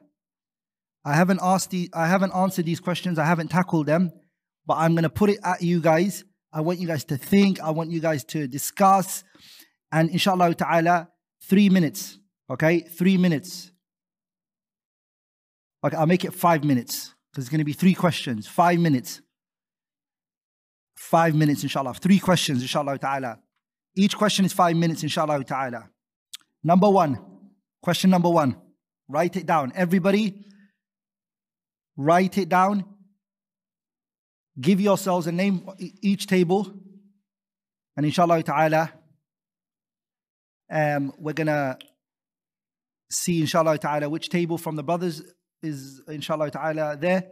And from the sisters, if the admin can, inshallah ta'ala, get the sisters' table. And inshallah ta'ala, tell us which one makes it, inshallah ta'ala, when we put the question to them. So the first question is, the ruling of the person who eats and they believe, okay, some of the day still remains. So it's suhoor. Sorry, it's daytime. They were fasting. Sorry, it's nighttime. Sorry. Okay, it's nighttime. And they are eating. And they think there's still time left. There is still time left for Maghrib. For Fajr. But they are wrong. In reality, it was Fajr half an hour ago. They get a phone call and they're eating. And some of their friends or someone calls them and says, "What are you doing?" And you're like, "Oh, I'm just eating my suhoor." What? Fajr was half an hour ago. What? Look out, it's broad daylight. What is the ruling of that person? What is the ruling of that person? You have 5 minutes. Discuss it amongst yourselves. And inshallah ta'ala, I don't want just an answer. I need evidences, daleel, of why you believe what you believe. So a few people in the group, a few people on the table cannot be discussing it. The whole entire table have to discuss it together. Inshallah ta'ala. We'll start from this right side, which is the sisters. So if anyone from the sisters, inshallah ta'ala. Yeah, anyone from the sister side have answers? Repeat that again. So his fasting would be valid. Okay. So his fasting is correct. Does that mean he has to, what about bringing back the fasting another time? Does he have to bring it back? So that day, first of all, the first question is, does he carry on that fasting that day? Okay. So he can't say, oh, I did a mistake, and he doesn't eat. Okay. Does he bring it back another time? Okay, evidence. There's two things I'm looking at. The first thing is, this fasting, is it valid? That's one thing. Bringing it back again as a backup to that fasting is another discussion. Okay, what table is that? What table is that? Okay, mashallah. Hayya. وَكُلُوا وَشَرَبُوا حَتَّى يَتَبَيَّنَ لَكُمُ الْخَيْطُ الْأَبْيَضُ مِنَ الْخَيْطِ الْأَسْوَدِ مِنَ الْفَجْرِ. Hayya. What's the dalil in there? What's the name of that table? No. The name of the table. What are you guys called? Yeah? Muflihun. Okay, table Muflihun. Hayya. Good, brother. Stand up, inshallah. You had a good answer. Hayya. The ayah. Hayya. Surah Al-Baqarah. Hayya. Sisters, listen. Sisters, listen, inshallah ta'ala. Hayya. Brothers also listening. Hayya. What does the ayah say? So the ayah says, Kulu wa sharabu, eat and drink, حتى يتبين لكم الخيط الأبيض من الخيط الأسود من الفجر. Hayya, where's the evidence in this verse? MashaAllah. Allahumma barik. Correct. That's exactly the answer. Do you guys hear it? It's spot on. Let's repeat the answer that the table Al-Muflihun mentioned. They are actually Muflihun. Allahumma barik. They're successful. They got the answer right. The answer is, those people or that person who ate after Fajr, remember this point, the night is the default. According to the Quran, when it comes to Ramadan, it is nighttime until you can prove it's daytime. Does that make sense? The night is the default. You can only leave the night with evidence. The evidence is seeing it, of course. If you see it's daytime, okay, you saw it. But if you're in a house, in a building, where there's no windows and there's no way to know, it's nighttime until you can prove it's daytime. Does that make sense? Based on the ayah, حَتَّى يَتَبَيَّنَ, until it becomes clear the daytime. Does that make sense? So for this person who is eating after Fajr, it did not become clear to him what? Fajr wasn't clear to him. So that's why he's excused. So his fasting is valid. The minute he finds out on the phone and his friend tells him, yeah, he stops eating and he carries on his fasting and he doesn't have to bring it back. Does that make sense? Are we all together? Abdullah ibn Abbas radiallahu ta'ala anhuma was asked about this same question. A person said, I was eating, I didn't know it was Fajr, what do I do? Abdullah ibn Abbas, he said, Kulu, eat. Hatta la shakka fika, until there's no doubt regarding the daytime. Does that make sense? So that's one. The second question, I want you guys to take 5 minutes in answering again. Somebody has a question? I mean, the person should go out of their way to try to find out if it's Fajr or not. But if it happened that he thought that it wasn't, that's what we're talking about. He thought. There's nothing upon him. Okay, now the second question, inshallah ta'ala, which is the countries, okay, where the daytime is very long or the nighttime is very long, what do? They have this night and day doesn't exist. They either got 24-hour daytime or 24-hour nighttime. What do they do in that situation? Again, I don't want a specific person answering it. You're with a team, you're part of a table, you and the people on the table discuss it. You got 5 minutes, inshallah ta'ala. Okay. Hayya. This time we're going to let the brothers go first. Hayya, okay, this first table. What's this table called? Yeah? Yeah? Ahlul Taqwa. Okay. Allahumma barik. May Allah make you guys from Ahlul Taqwa. Hayya, faddal. Hey, what's the answer?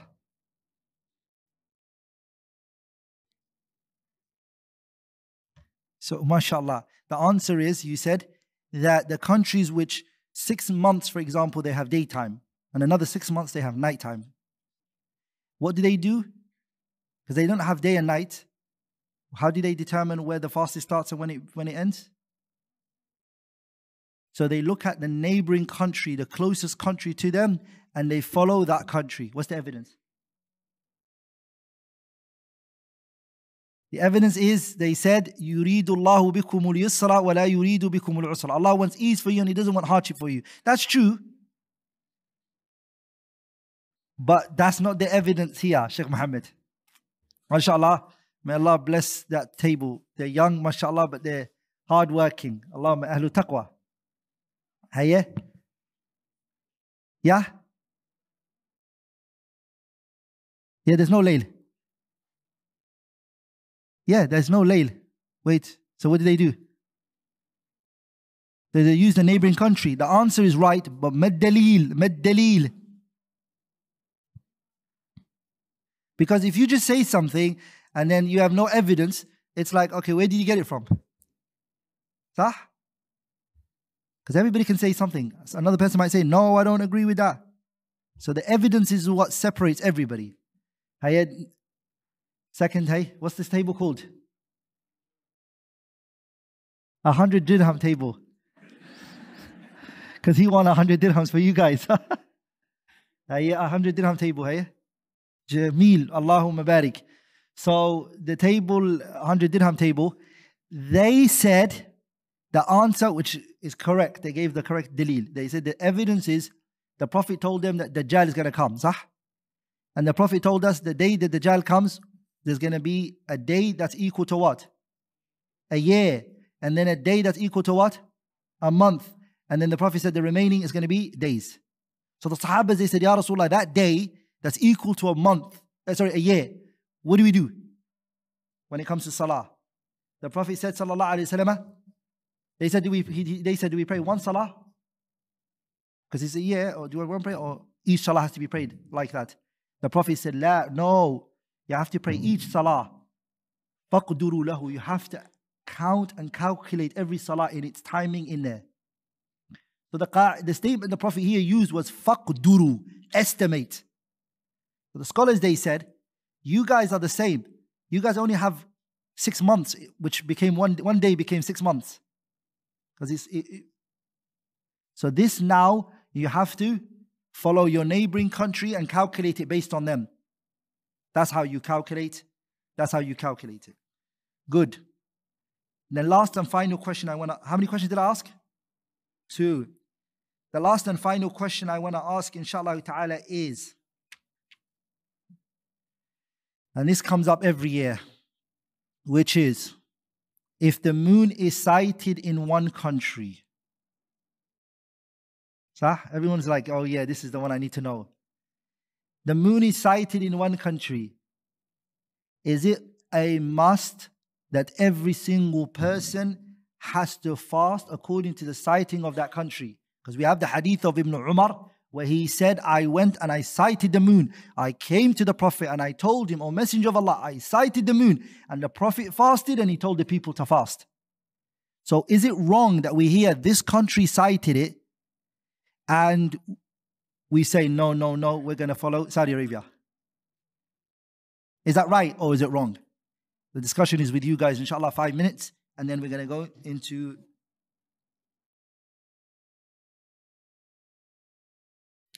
I've been asked twice this question. Some people are saying that the question is not clear, so let me just emphasize on the question.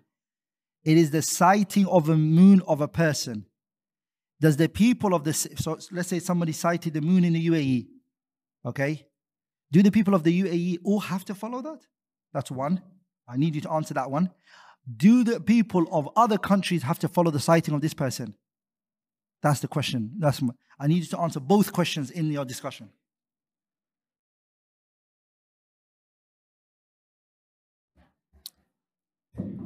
Okay, the 5 minutes is now over. Any other group tables over there from the brothers? Sisters can go first this time, inshallah. What's your okay, what's the name of your table? Sabirun, Okay. Now, Dad, answer this question. فَمَنْ شَهِدَ مِنْكُمُ الشَّهْرَ فَلْيَصُمْ. Anyone who saw the month should fast, right? I never saw it. Somebody else saw it. So let me get the answer, and then I'll look at the evidence. So are you guys saying, as-sabirun, are you guys saying that the sighting of the moon of this one person, the world has to follow it? Just a country. What about other neighboring countries? So every country has to sight it for themselves. Okay?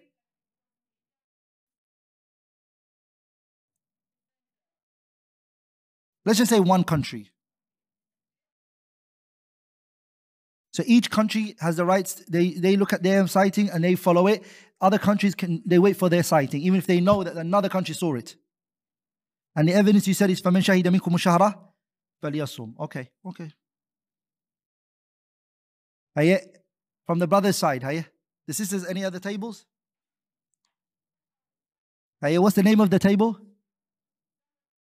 Zahra table, So every country has to cite it for themselves. And what's your evidence for it? وَأَفْطِرُوا لِرُؤْيَتِهِ.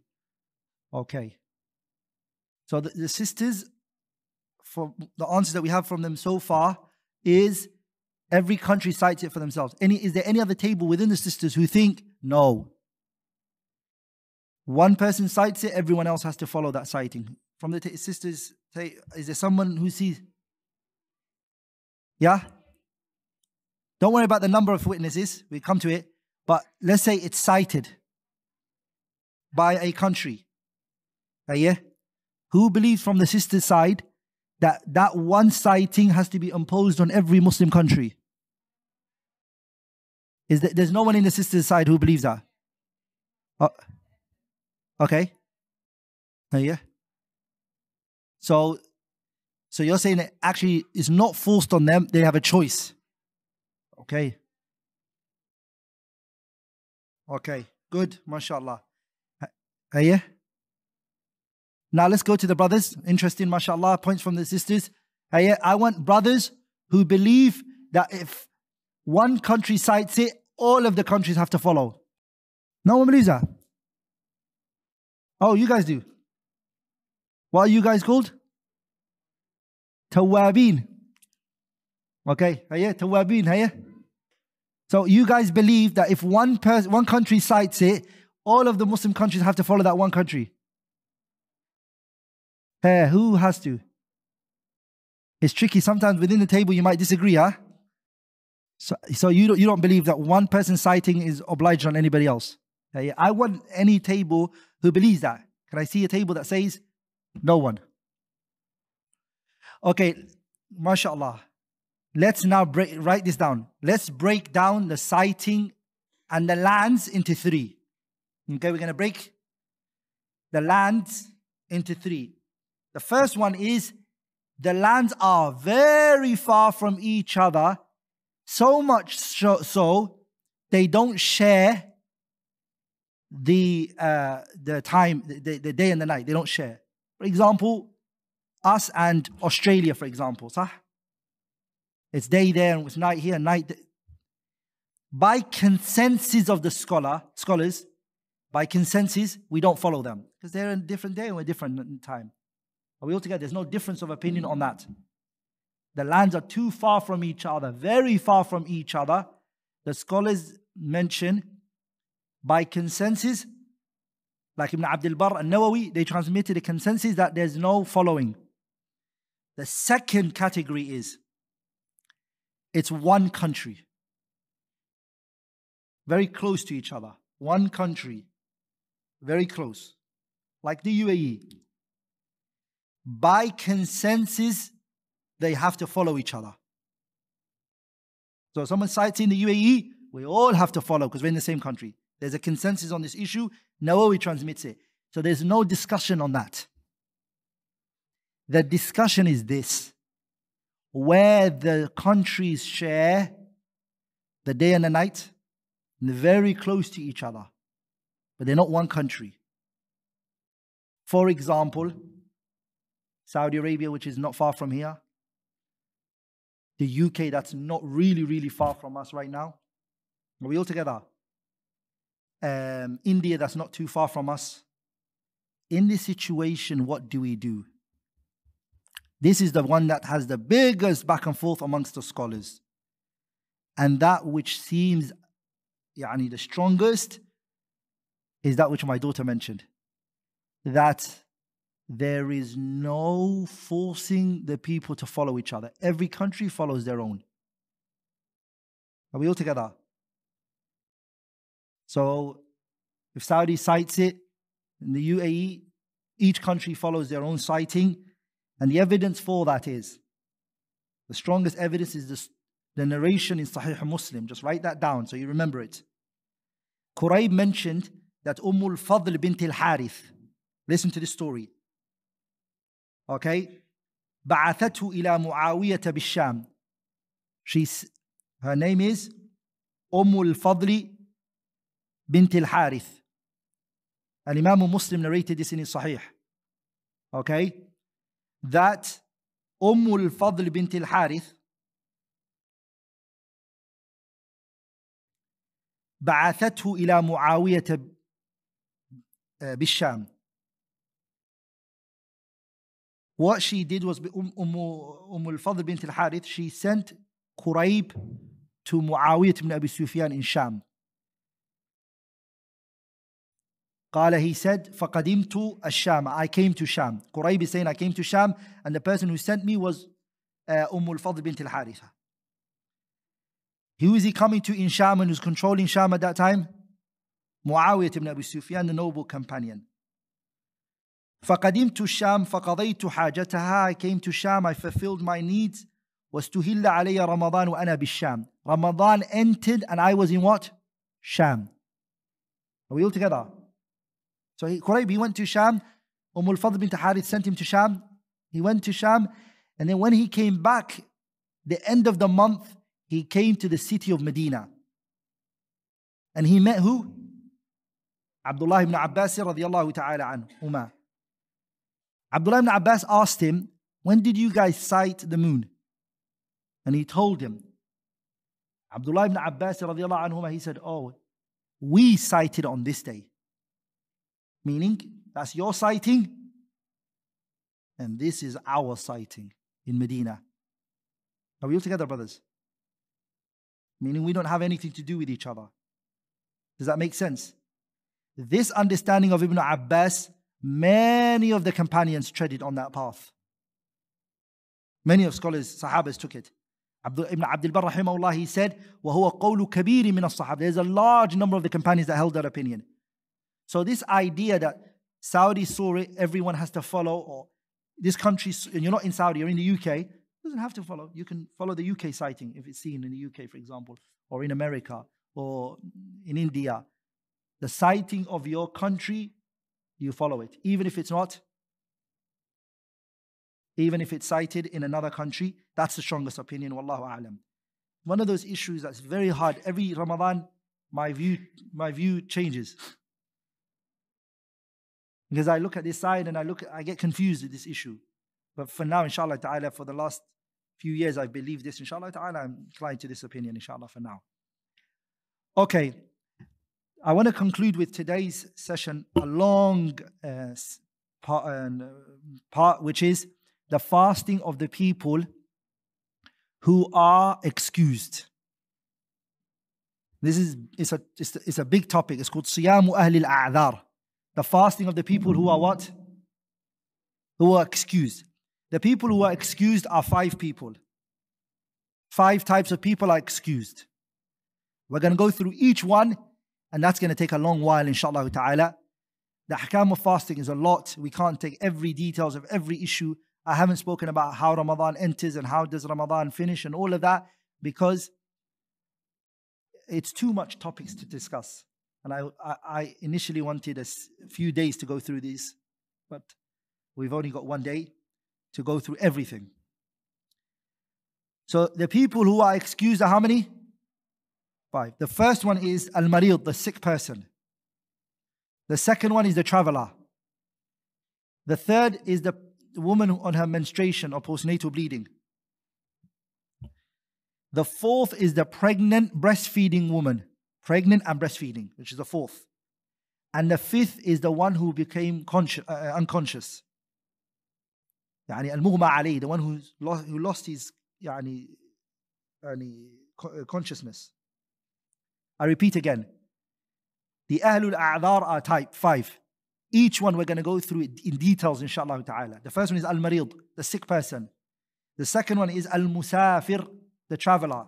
Third is al-ha'id wal-nufasa, the women who are on their hayd or nifas,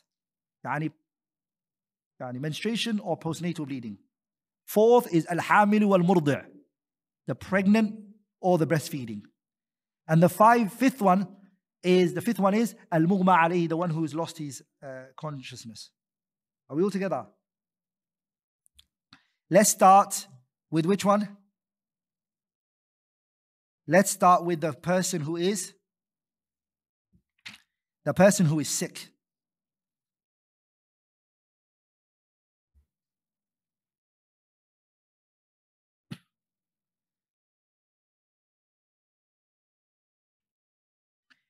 The person who's sick is 2 types. The sick person is divided into how many? 2. A person who is ill and we hope that they're going to become better from this illness. This person is sick. وَيُرْجَى زَوَالُ الْمَرَضِ, we hope, inshallah ta'ala, this illness is going to go. There's a hope, inshallah ta'ala. Maybe he's got a fever, headaches, upset stomach. Inshallah, we can see that, inshallah, they're going to get better. This individual who has that type of illness, he breaks his fast and he brings it back. That's it. Nothing else. And the evidence for that is فَمَنْ كَانَ مِنْكُمْ مَرِيضًا أَوْ عَلَى سَفَرٍ فَعِدَّةٌ مِنْ أَيَّامٍ أُخَرٍ. That one is simple and easy, right? The second type of person is the person who's got an illness, like there's no hope for them to come better. That doesn't mean they won't get better, but there's no, doctors are saying you have a chronic illness. An example of that, the scholars put in this category is the elderly man or the elderly woman. They say that they take the hukum of al-marid, the ill, الذي لا يرجى زواله. This is old age, senile individual. He can't fast. This one, the scholars all agree that he can break his fast. There's no dispute that the one who has a chronic illness, he can what? Break his fast. But is there fidya on him or not is a discussion. Does that make sense? Is there what? Fidya on him. Fidya we're going to talk about, which is expiation. Does it have to pay expiation or not? There's a discussion regarding that.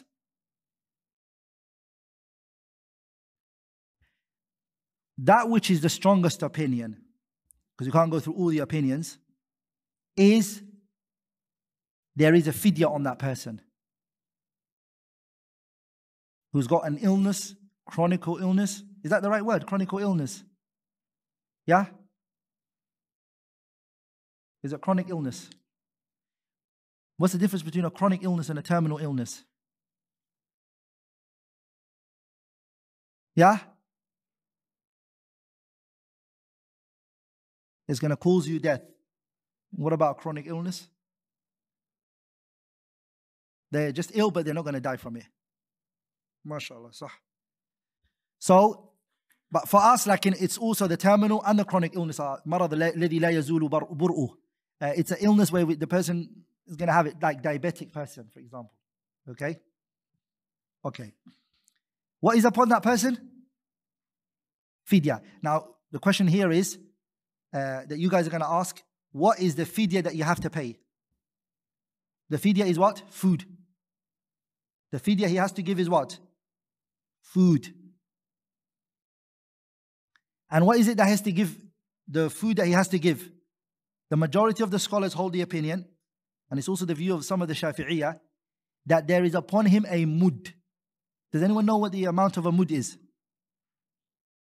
Yeah? What's a mud?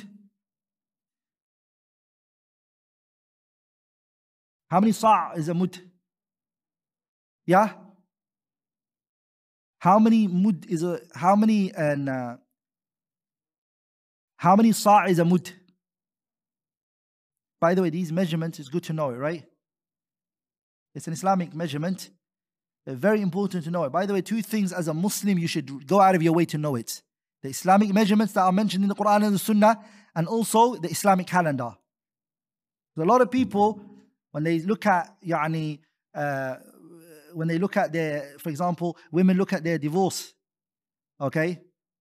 No, not the divorce. Divorce is hayd. What is one thing that's connected to time? The zakat, for example, na'am. The zakat is connected to what? The Islamic calendar or the non-Islamic calendar? Islamic calendar. So you need to be aware of the Islamic calendar is, right? Sah? Hiya? What's the date today, Islamic calendar?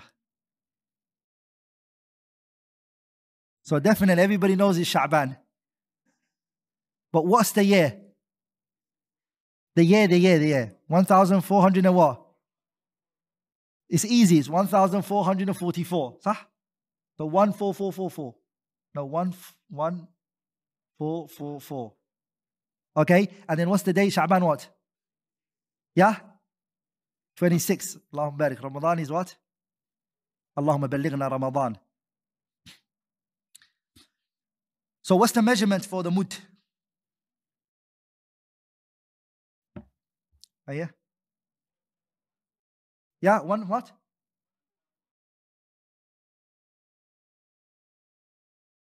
Can someone look at the now exact amount it's going to be right now? Yeah? No, it's 4 sa', but how much is it kg? 1.5 taqriban. Sah?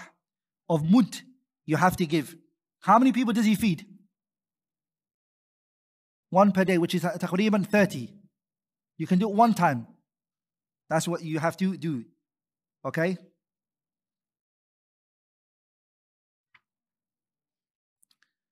Okay. Ha.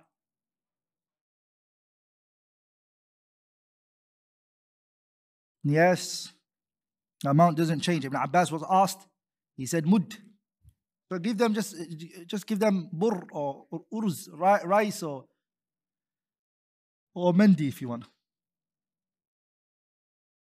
Okay, we've understood that point, right? Oh, yeah? Yeah? What did you not understand? The mud is how many again? Tell him. 1 point. What did it say? Grams and okay, so it's one. How much?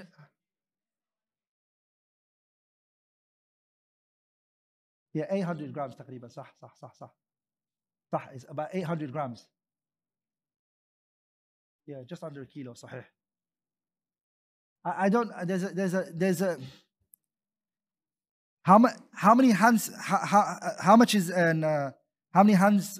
Your hand like this is a mud. So you do it 4 times. That's it. Okay, you can just use that measurement. And if you've got very tiny hands, you can't do it. You're not allowed to. It's an ordinary person's hand. And of course, a big person's hand, that is not that one. Ordinary, in the middle. Okay? Another thing I want to mention regarding the person who's sick. Okay, I want us to finish. This is a big one. This is a big chapter. I want to go through each of those 5 because this is what a lot of people are affected by. Okay? Ahlul A'dhar is the biggest topic when it comes to fasting, inshallah ta'ala. If a person who fell in the second category recovered, Allahu Akbar, he woke up, Doctors looked at, no, you don't have you're not diabetic anymore. Khalas. Gone. The chronic illness he had is gone. This individual, does he bring back the fasting he missed?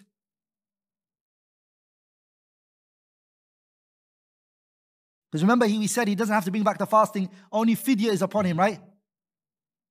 Is it now upon him to bring back the fasting? No, the fidya he gave is enough for him. Remember the feeding that he did? That's khalas. There's nothing upon him. Okay? The next one. A person saw a person drowning. Okay? He saw somebody drowning. And he saw this person who's drowning. And he went and he helped this person. I don't know, that might not be the best example. I'll give another example. A person was put in a situation, you guys help me think of an example. A person was put in a situation where they had to do helping someone where they had to break their fasting for it. Are they allowed to break their fasting? They're saving the life of another person, okay? But it involves them having to break their fast. What do you do in that issue? It's a must for you to save the Muslim's life. And you can, because this life goes. This life is what? It's going to go. The fasting. Yeah? And this is very important. I remember a situation, and it really happened, where a sister was drowning and her brother said, I can't touch her. She was drowning. And he said, I can't touch the woman. This is qillatul fahmi bideenillah. This is weakness in understanding the religion. Sah? The person is dying. You have to go into the water if you know how to swim and save this person and bring them out of the water. Sah? You can't say, are we all together? Also, another shocking thing that I saw, subhanAllah, was when earthquake happened, some individuals I heard, they said, some of these women are coming out without no hijab from the earthquake. Honey, it's a life and death situation. And some people, they don't have understanding of the deen. Do you understand? With that being said, subhanAllah, there was an amazing situation where one sister, she said she doesn't want to come out unless they throw her hijab, which shows her iman. Allahumma barik. But in the Sharia, when a life and death situation comes, a lot of the ahkam are suspended, brothers. Are we all together? And when a person doesn't understand the religion, that brother was going to watch that sister drown. And he thinks that not touching the opposite gender and etc. applies here. No, it doesn't. The life of this individual is more valuable than all of that. Does that make sense? So the fasting is also suspended to save the life of this individual, and you bring it back, and you're not a sinner. You must save that person's life. Does that make sense, brothers? Yeah. Yeah? Yeah, of course, he has to break up for his fast.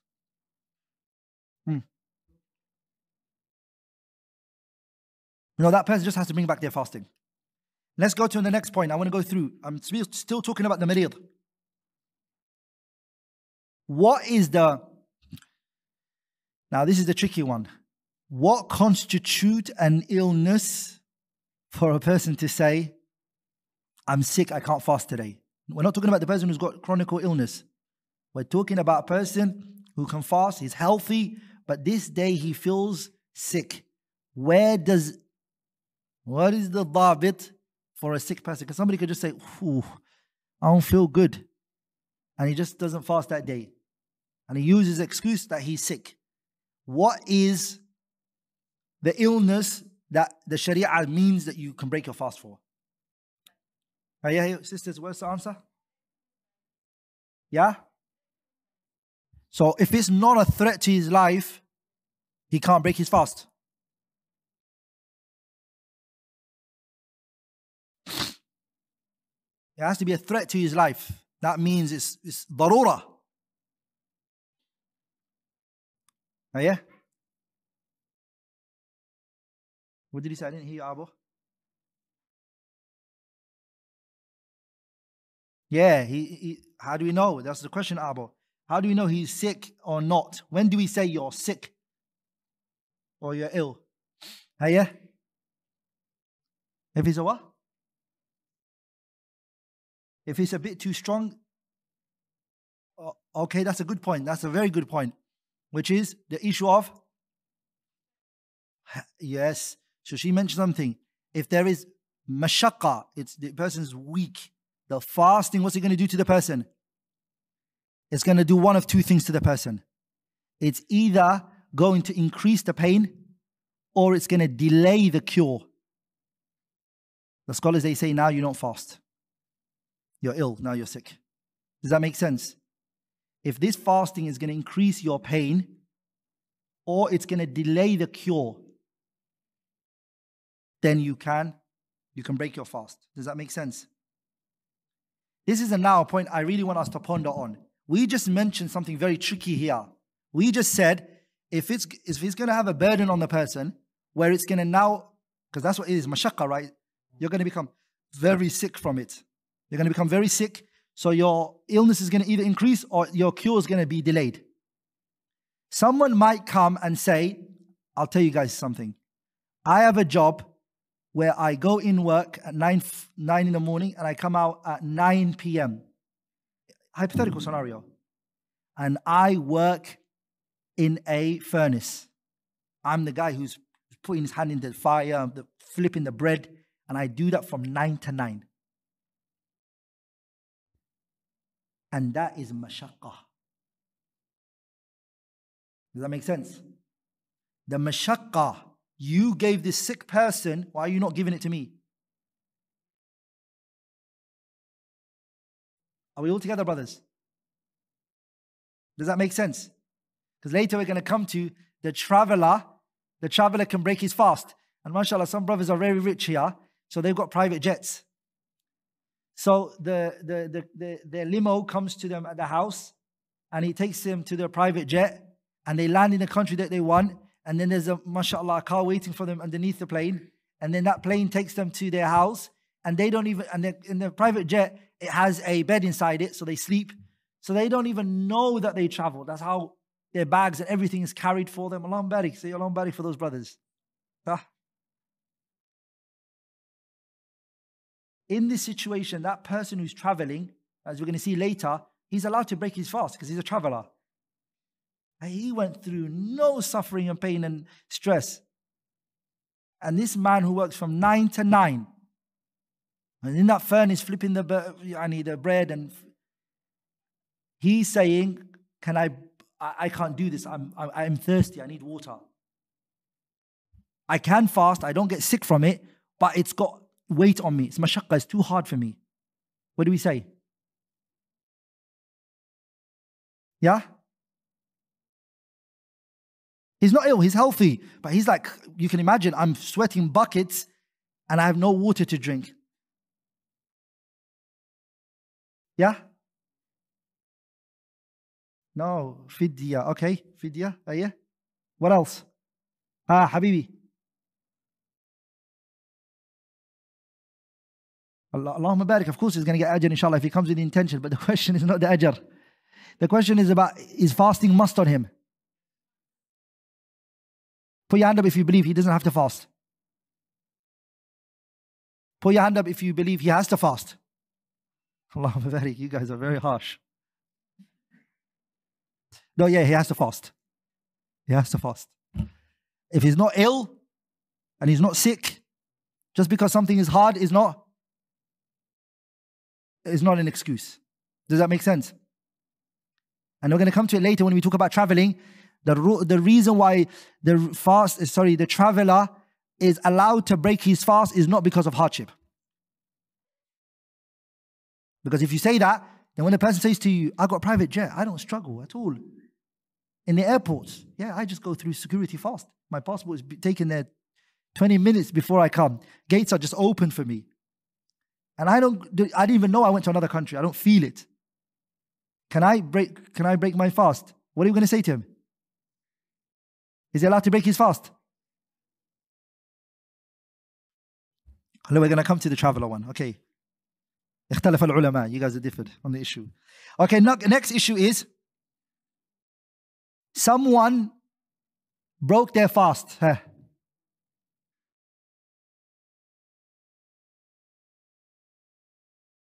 We're going to come to the issue of traveling. We're going to come to traveling. We haven't.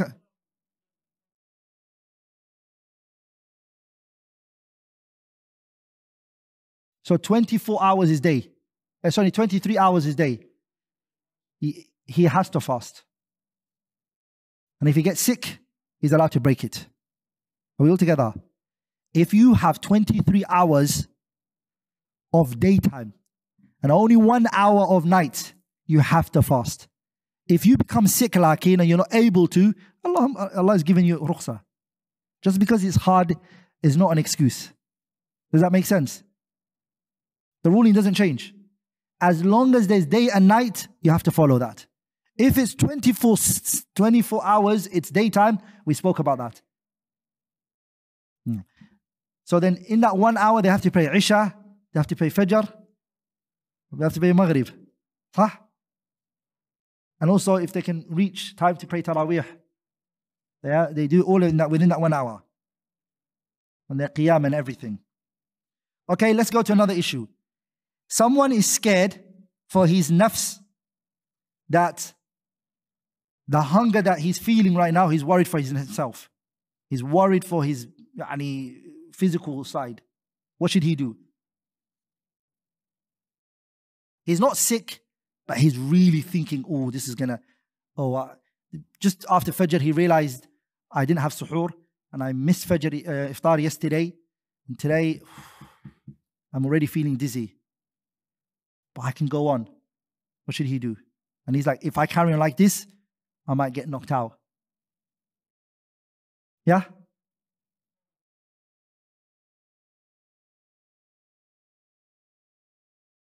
Inshallah ta'ala. He can base the ruling on ghalabatul dhann. High speculation. Can you base a ruling on that? In the Sharia? Yes. High speculation. He's allowed to break his fast.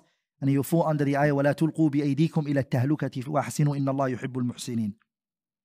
Now the religion is easy, brothers. Allah, if you look at this deen, you will actually realize Allah wants ease for us. Sah? Allah wants what? يُرِيدُ اللَّهُ بِكُمُ الْيُسْرَ وَلَا يُرِيدُ بِكُمُ الْعُسْرَ. Actually, people make things very hard on themselves. They make it what? Very hard. Now we're going to move on to the second type of people who are excused. And what was it? The travelers. Let's speak about the traveler. The traveler has, a traveler we're looking at is few different situations. The situation of the traveler is a few different things. Number one, a person who when he travels, he finds harm in fasting. This traveler, when he travels, he gets sick from fasting. And he gets harm. It harms him. So he loses consciousness, he becomes dizzy, and it causes him physical harm. This person is haram for him to fast. What is it? He's harming himself, he's not allowed to. Okay? And the Prophet ﷺ told us, لَيْسَ مِنَ الْبِرِّ الصَّوْمُ فِي السَّفَرِ. When he saw a man who was knocked out, and the Prophet said, what's this man's situation? They said, Ya Rasulullah, he was fasting. And the people were blowing, they were doing, it was so hot for him. The Prophet said, لَيْسَ مِنَ الْبِرِّ الصَّوْمُ فِي السَّفَرِ. This is not righteousness. Are we all together? The second situation is, the person is traveling, they're not going to be harmed, but it's a bit of mashaqqa, a bit of hardship they will go through. But it's not harm, but a bit of hardship he will go through. This one is disliked for him to fast. It's disliked. If you know you're going to go through, you're a traveler, and on top of that, you're going to go through a bit of hardship. Okay? You're not going to be knocked out, but you're going to lose your temper, for example, short-tempered, or you're going to, you're not going to be able to fulfill certain things that you could have fulfilled because of your tiredness and fatigue. then it's disliked. Don't do that. That's 2. 3, the fasting and not fasting is equal for you. This person, whether he fasts or doesn't fast, for him it's the same. You know, some people, even outside Ramadan, they never eat. They're like that. They never eat. Days go by, it's just like they haven't eaten anything. So fasting and Ramadan and outside is the same for this person. Which one is more preferred for this person? This is the dispute that comes out a lot. Scholars always say which one's better for... If I fast and if I break my fast, which one is what? That which is the strongest opinion is what? Hey, let's ask the sisters first. Is it better for the person to fast? So fasting and not fasting is the same, and he's a traveler. 50-50. Which one's better? So let's first one. To fast, is that better? And the second opinion is that for him not to fast.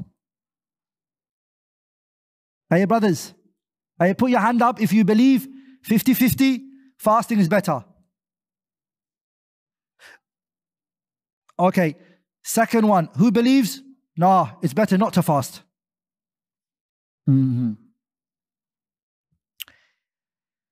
This is where the biggest dispute amongst the scholars come. Yeah? Some scholars, they say it's the month of Ramadan. It doesn't come every year. You can do it. It's 50-50, no hardship, nothing. Fasting is better because of the timing. And because of all the goods that we mentioned that fasting does to the body and it weakens your shahwa and all of that. They said, please do that. Another group of scholars, they said, la, when Allah gives you ease, He loves to see His slave take the ease. Look what the Prophet said in the hadith. إن الله يحب أن يؤتى بالعزائم كما يحب أن يؤتى بالرخص. Allah loves for the person to come with what? If Allah tells you do something, He loves you for you to come with those things that He told you to do. The same way He loves you to do the ease He's given you. Allah loves you to take the ease. That's a form of what? Servitude. And my heart is more inclined to, it is better to what? Yeah? What did he say? I won't answer that one. The second point, inshallah ta'ala. A person who's a resident. A person is a what? Is a resident. Okay, we're talking about traveler. The person is a resident. He embarked on traveling while he was fasting. Is it permissible for him now to break his fast? So when he left his house, he done his suhoor, mashallah, he prayed Fajr in the masjid. Now, 10:30, he's in the airport. He thought, oh no, I don't think I can do this. Not because it's fasting and non-fasting is the same for him, but he just thinks, why don't I just take the ease? Is it allowed for him, now that he's already embarked on the fasting, is he allowed to turn his back on Allah? I scared you with the question. Okay, is he allowed to break his fasting? Yeah? Or is it haram once you embark on a righteous deed? It's like you gave a gift. You can't take it back. What is it? Which one is it? Hiya, Sheikh Muhammad.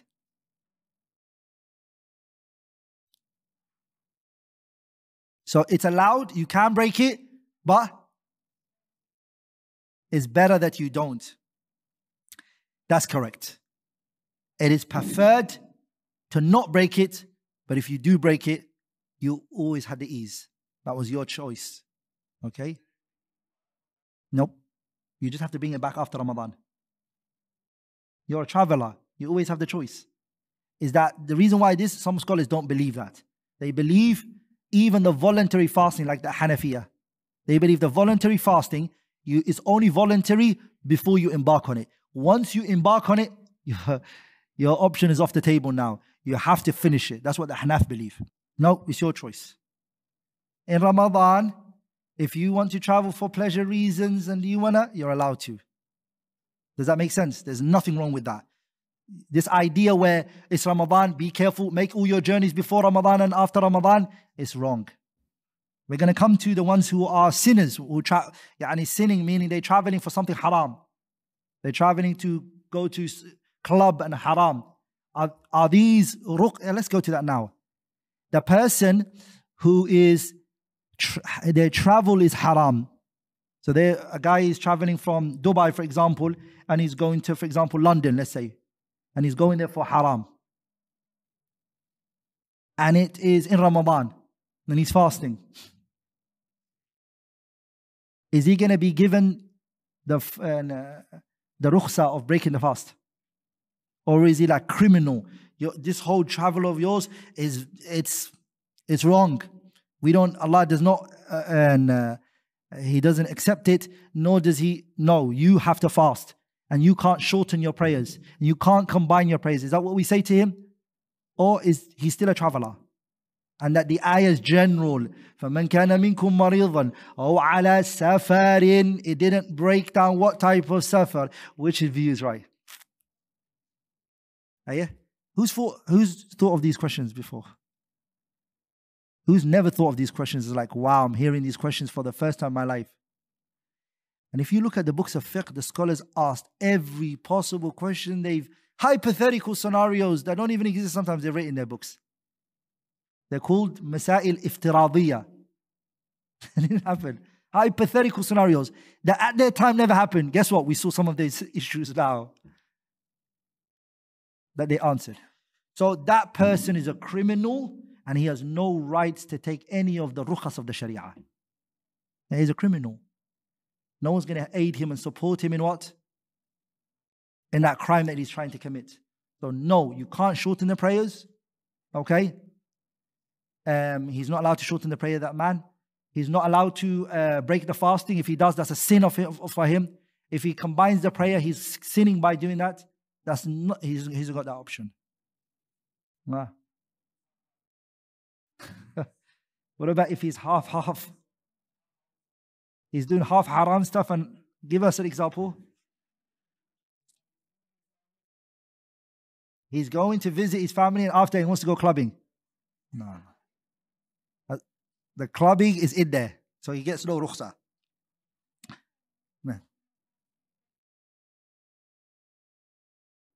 All these examples we're going to come to. Let me go through all this traveling. Any questions after that, we'll take it on.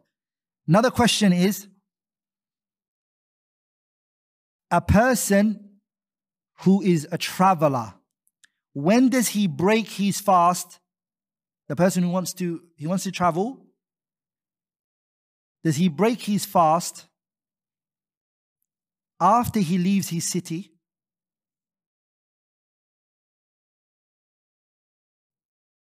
Or does he break his fast in his house? Like I'm in my house, for example, where I live in UAE, I'm not going to say it. And then do I break my fast from where I live in my house? Or do I have to leave the city of where I live? Once I leave the border of the city, I'm now a traveler. Now that term is mine, and then I can break my fast. So, inshallah ta'ala, I'm going to go through these points quickly. Inshallah ta'ala, that which seems apparent is that he can break his fast even in his house. He can break his fast even if he's what? In his house. And this is, the evidence for this is Muhammad ibn Ka'ab al-Quradhi. He said, I came to Anas ibn Malik, the noble companion, in Ramadan, and he wanted to travel. And his riding beast was made ready for him. And they put all of his belongings on it for him, Anas ibn Malik. And he wore his clothing for traveling. And then he called for food. He's at home. It was Ramadan. They got his riding beast ready for him.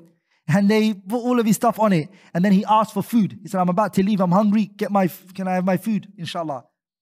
So food was brought for him, فَأَكَلَ, and then he ate. Now this is still not evidence. An action of a companion by itself is not evidence. By itself. But look what Anas said after that. Then Muhammad ibn Ka'ab al-Quradi, he said, I asked him, Sunnah? What you're doing, is it Sunnah? He looked at me and he said, Sunnah. ثُمَّ رَكِبَ دَابَتَهُ, and then he went on his riding beast and he left. Are we all together? When the Sahabi says it's Sunnah, where did he get it from? Rasulullah sallallahu alayhi wa sallam. So this is an evidence. Look what Tirmidhi said.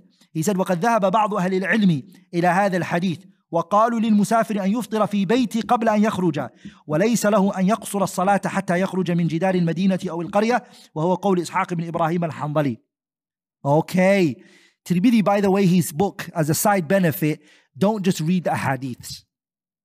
Always, or a lot of the places, not always, but a lot of the places, Tirmidhi has a nice commentary on some of the hadiths, and he even mentions the views of some of the Sahabas and the Tabi'een. So remember that, okay? He separated between the traveler in terms of fasting and prayer. Prayer, you can't shorten until you leave what? He's saying? The wall. Like, what about fasting? Fasting, you can do it from your house. That's what he's saying. Are we all together, brothers? By the way, remember, shortening is different from combining. Mas'alatul jam' is a mas'ala akhar. Are we all together? Can a person who's going to go traveling, can he combine between the prayers? Yes, even if he's in his house. He's going to travel a few hours from now, he's in his house. Can he combine between Dhuhr and Asr? He can.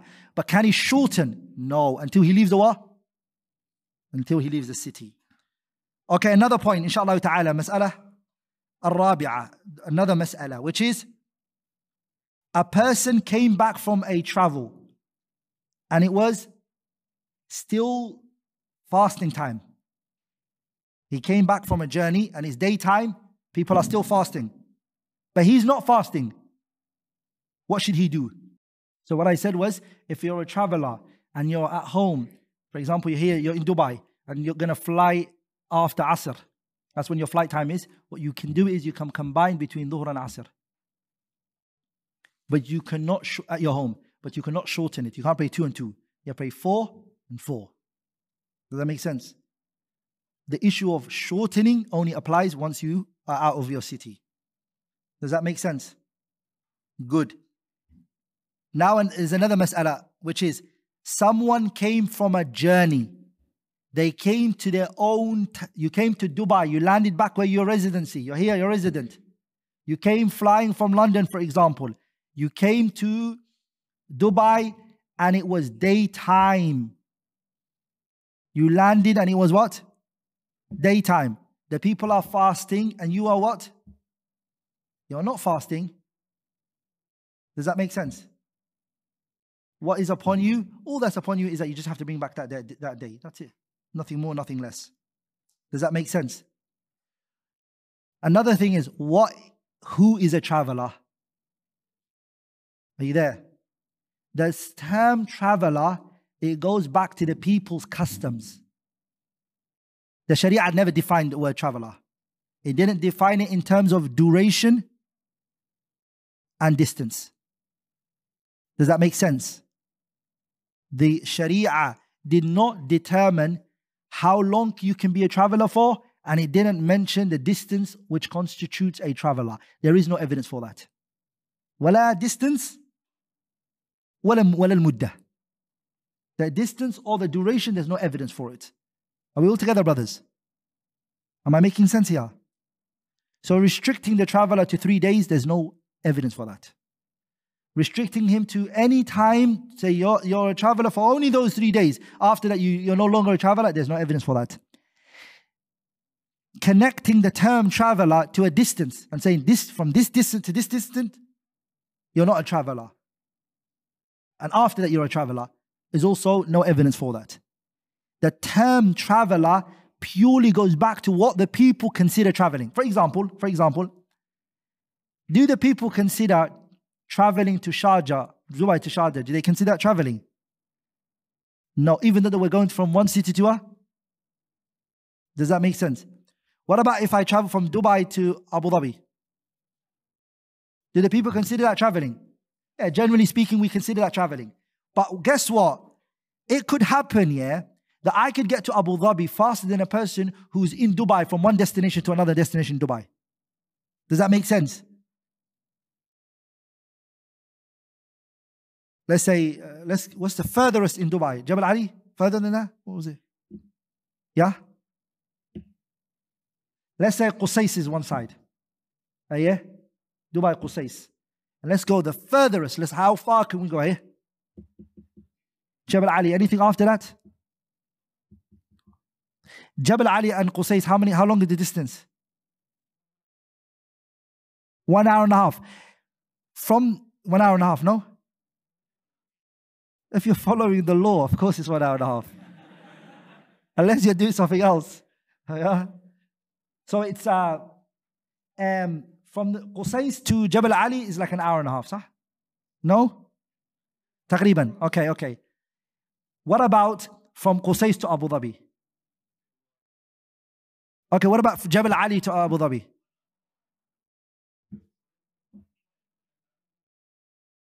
From Jabal Ali, which is Dubai, listen to this, I want to prove something to you. The distance from Jabal Ali to Abu Dhabi is shorter, صح? Than Qusais to Jabal Ali, صح? True or false? It doesn't matter. We don't consider from Qusais to Jabal Ali, do we consider that be traveling? No, we don't. But from Jabal Ali to Abu Dhabi, do we consider that traveling? We do. It goes back to what the people consider traveling. I'll give you an example in London. Going from London to High Wycombe, okay, or London to St. Albans, okay, it's considered what? Traveling. And we consider that traveling in the UK. But I could go to St. Albans faster than I can from West London to East London. Does that make sense? It doesn't matter how fast or quick you can do it. The issue is, what do the people consider traveling? Are we all together? Am I making sense here? It's very important that you remember that. And that's the strongest opinion in the issue, okay? So that is a traveler. Okay, now it's Maghrib Salah. After Maghrib, straight away, we have to finish the people of A'dhar. So bear with me and be kind to me. So let me finish it. And then if we get time, we can take questions, inshallah ta'ala, okay? After traveling, he left Dubai and he came back to Dubai. And it was Ramadan daytime. What did we say that he has to do? So he flew into the country that he is a resident of. So Dhuhr time, he landed in Dubai and everyone is fasting. And he wasn't fasting because he's a what? What is upon him? Yeah? He has to bring him back. That's good. But what about the remaining part of the day? Does he hold from eating or is he allowed to eat? Yeah? So some of the scholars did say he has to withhold from eating, but the strongest opinion is what? He doesn't have to withhold. He can eat, inshallah ta'ala. This is the qawl of Imam Malik and Imam Shafi'i and a riwayah of Imam Ahmad rahimahullah. I'm now going to go into the next point, which is the third type of people who are excused.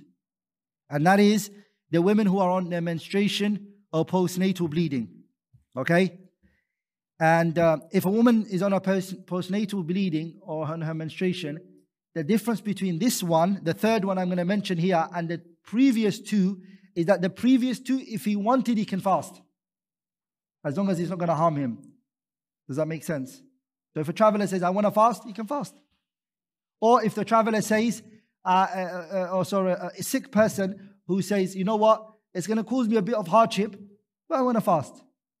He can fast if he wants to. Does that make sense?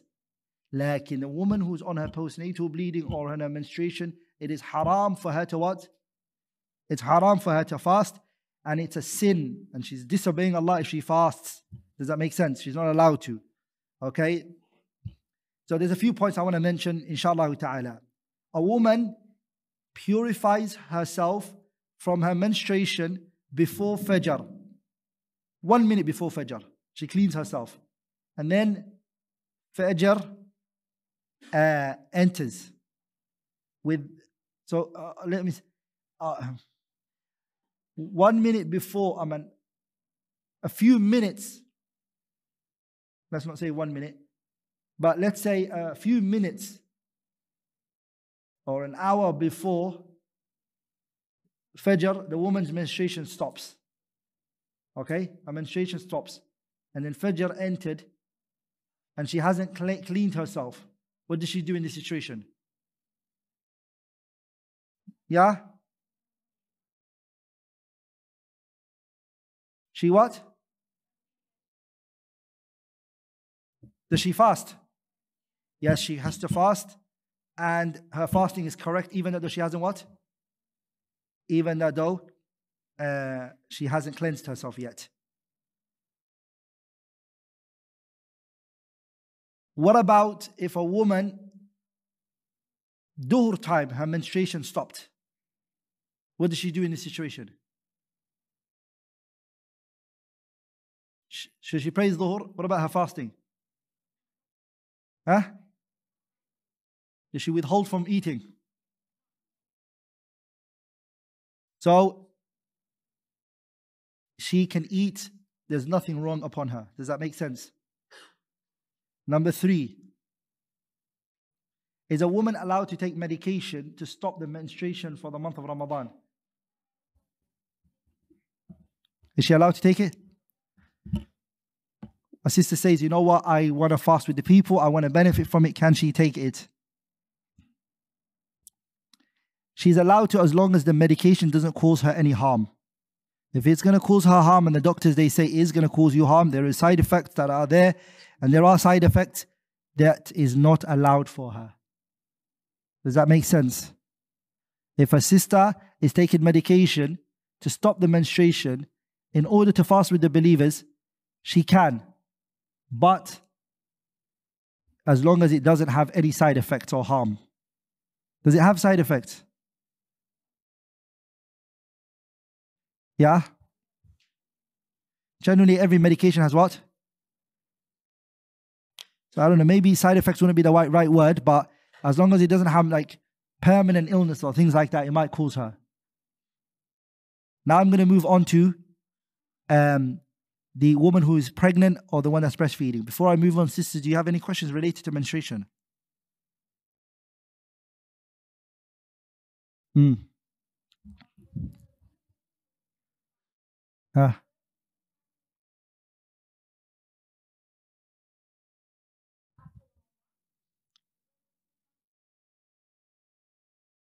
No. Ramadan, you mean? You mean the fasting of Ramadan?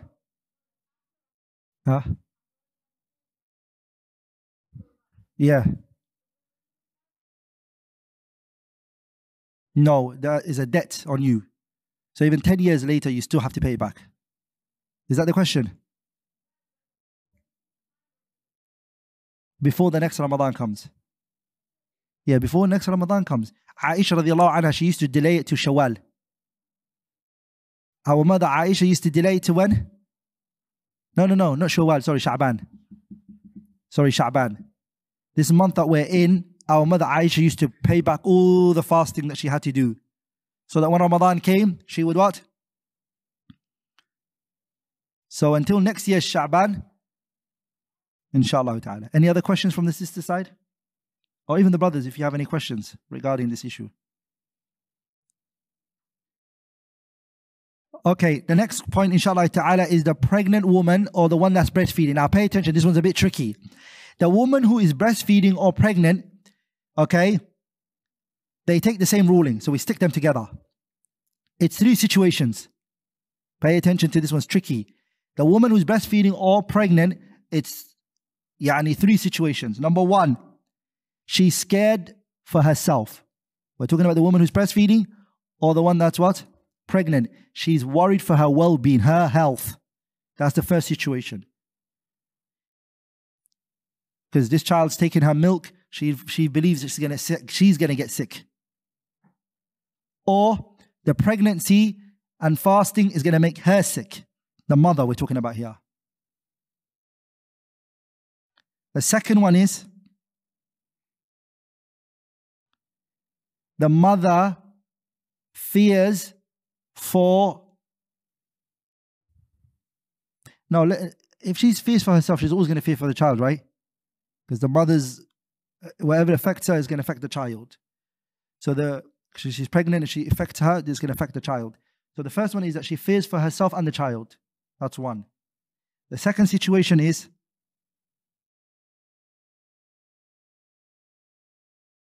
no, but there can be a situation where the mother I take it back. First situation is the mother fears for herself, or the woman who's breastfeeding fears for herself, purely herself, not the child. The child is fine. There's nothing wrong with the child. The child will not be affected by this fasting. She will be affected. The mother will be affected. That's one. The second one is she fears for herself and she fears for the child. Okay, the breastfeeding woman we're talking about here and the pregnant one. Third situation is they're only worried for the child, not for themselves. The breastfeeding woman and the pregnant woman. Does that make sense? Did that make sense here? So I repeat again. The breastfeeding woman or the one that's pregnant, they are scared for themselves. There's fear for her own health. Okay, that's one. Second one is they fear for themselves and they also fear for the child. The third situation is they are scared for the child only. Each one has its ruling. Now, the first situation, there is no dispute amongst the scholars, okay, that it's permissible for her to break her fast, whether she's breastfeeding or she's pregnant. And in the second situation, and in the third situation, all three of them, there is no dispute that it is permissible for them to break their fast. So let's get that over and done with. Is that understood? In three of those situations I mentioned, the first scenario, second scenario, third scenario, every single one of them, the mother is allowed to break her fast. Whether she's scared for herself only, whether she's scared for herself and the child, or whether she's only scared for the child, all three situations she is what? It is permissible for the mother to break her fasting. That's the issue. But the scholars dispute one another in the issue of bringing it back and the issue of feeding, the fidya, feeding poor. Okay, this is where they dispute each other. We all together. So they all agree, all three scenarios, the mother, she can break her fast. But they disputed one another. Does she have to bring it back then? Or does she give fidya, like a person who's what? Who's got a terminal illness, for example. Does that make sense? Or a chronic illness. The person who's got a chronic illness, does he have to bring back the fasting? We said no. What did we say? Yeah? He just has to give fidya, right? So they said here, what's the issue? Is it fidya or is it not? The answer to this, inshallah ta'ala, is as follows.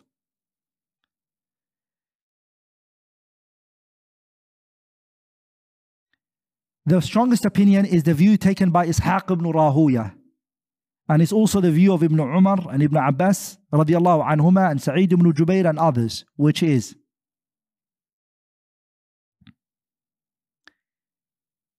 the woman, if she breaks the fast for herself only, she has to what? She has to bring it back. She's going to be considered a sick person. She takes the ruling of a marid. If the mother is only worried for herself, or if whether she's breastfeeding or she's what? Or she's pregnant, she's worried for her own nafs, she is a marid individual. We're going to say marid, you're sick, like the first illness, right? What did we say the first sickness was? We hope the person is going to recover from it, right? That illness, what was upon that person? To bring it back, right? So it's like a person who had a fever. Just bring it back, sister. The situation where the mother fears for the child, whether it be the child only, or whether it be her and the child, in those situations, what she has to do is, she has to bring back the fasting, and she also has to do fidya. Does that make sense? Because no, the situation where she fears for herself, the situation, what did I mention? The situation where she's If she's worried about herself alone, what does she do? She brings it back. The situation where she fears for the child only, the child only. She doesn't fear for herself. She only fears for the child. She has to do fidya. And she also has to bring back the fasting. Does that make sense? The third situation, which was, she fears for herself and she fears for the child. This one, she just has to bring back her fasting because she's in there. Her being worried for herself is in there. Does that make sense? Have I made sense on that? No. Okay, I repeat it. If she fears for herself only, she's a what? She's a sick person. She just has to bring back the fasting. If she's scared for herself and the baby, she just has to bring back the fasting. Because she's sick. She's like a sick person. The third scenario is where she's not worried for the baby, for herself. It's only the baby she's worried about. Sah? She can't take the ruling of a sick. She's not sick. She's doing for who? She's doing it for the baby. She's breaking the fast for the baby here, right? Sah? In this situation, she has to do what? Qada with a fidya. She does both of this. Yani that day she feeds. Just for that day she feeds.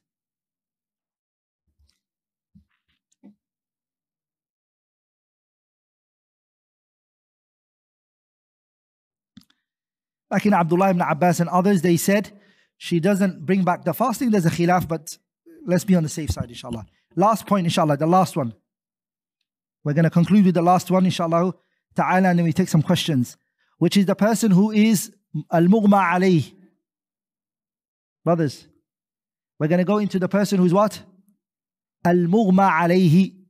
And also the majnoon, the one who lost his sanity. The person who lost their sanity or they became unconscious, they have different scenarios. The first scenario is someone who became unconscious the entire day. From Fajr ila Maghrib, they were unconscious. Are we all together? He didn't even wake up for a little bit hatta the whole day. He was unconscious the whole day. That person's fasting is not sahih because he has no intention. Are we all together? He didn't come with any intention. And he doesn't even know that he's fasting. Does that make sense? So there's no fasting for that person at all. What about if he gains consciousness again?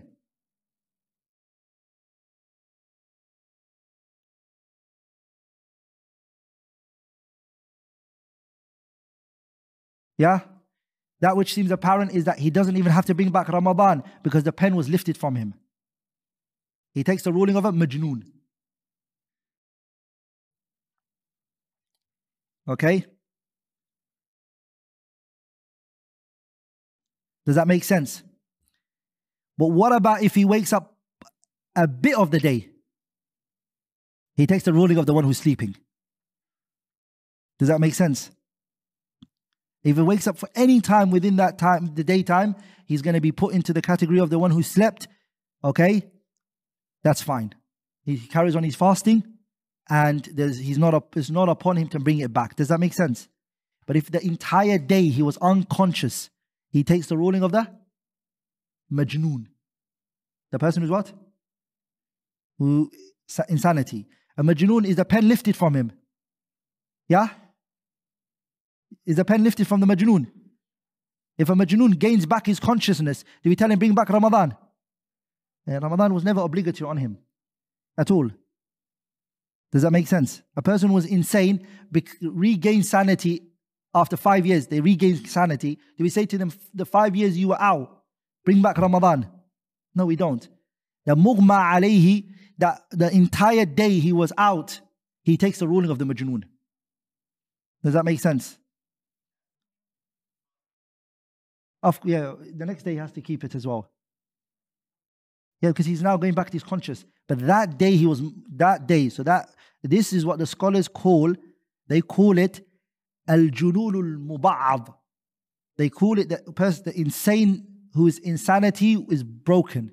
meaning it was very short compared to the long that we know, but it's not short enough for it to be asleep. Does that make sense? Another situation. A person, he lost his sanity. There's a difference between the one who loses his sanity and the one who is what? Unconscious from one perspective. Why? They have one thing in common and they've got also one thing they're different in. The difference is that the one who is unconscious is sleeping. The insane one, he's alive, he's awake, he can talk to you. He's just not got sanity. But they also share that both of them don't know anything. You can't wake them up. You can't wake them up from this way that they are acting. Does that make sense? Or the situation they're in.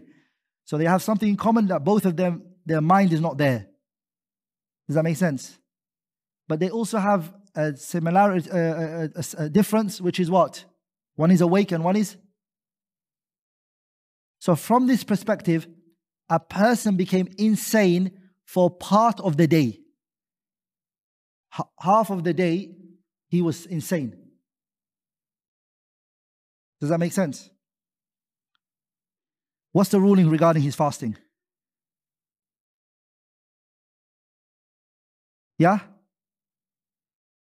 As long as he gains, as long as his sanity comes back within the daytime, within that daytime, if any part of it he gains back his sanity, is fine.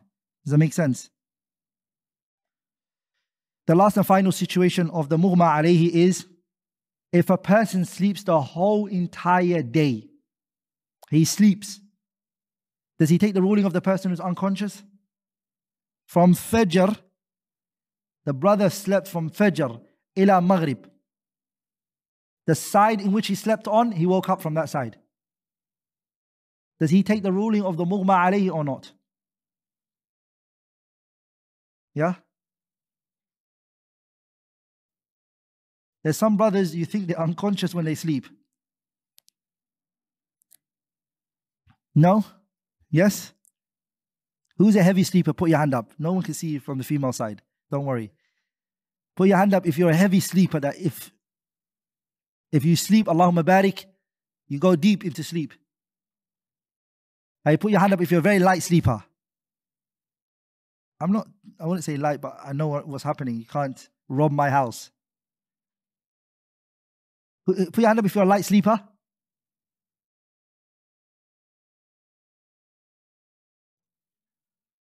So pay attention here.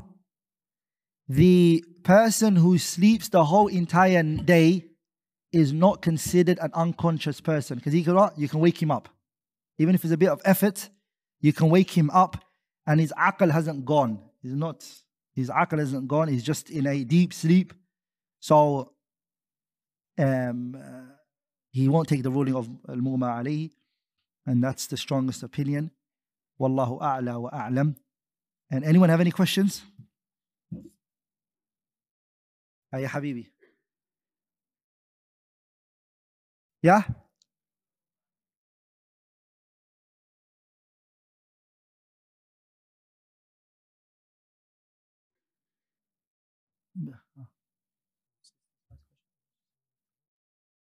Okay. Can you repeat the question? So before Ramadan, the person doesn't have to fast because the pen is lifted from him. But we're talking about somebody 5 days into Ramadan, he lost his sanity.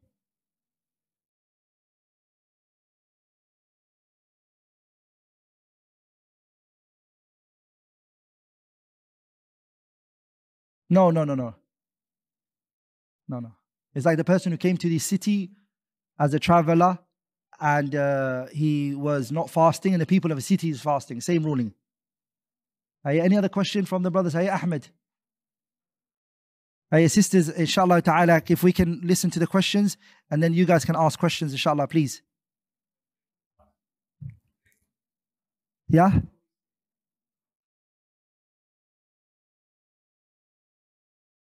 After. Inshallah. Ahmed at the back. Sisters, I can't hear what the brothers are saying, so if you could be quiet. Brothers, if you could be quiet. Ahmed.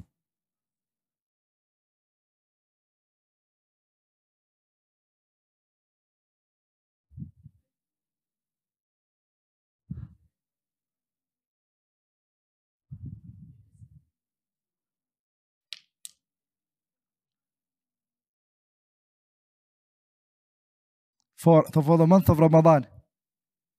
What, for the month of Ramadan? Inshallah, let them listen to it, inshallah ta'ala. Let them listen to the Arabic recitation of the Quran, inshallah. Yeah. The brother at the back, ha.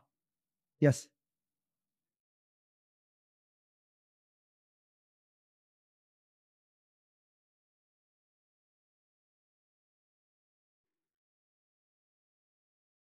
He still?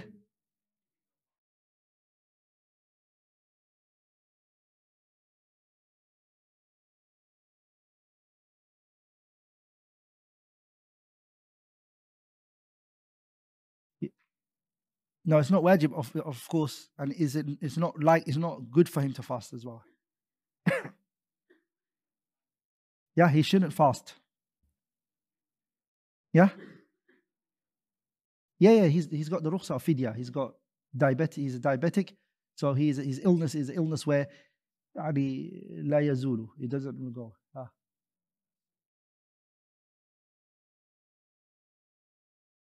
When the? Yes, when the worry is for the child,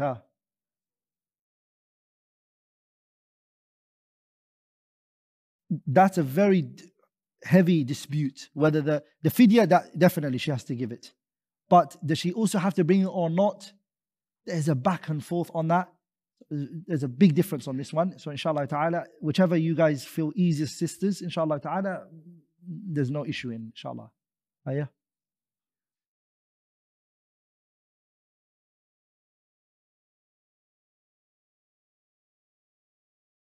Yeah.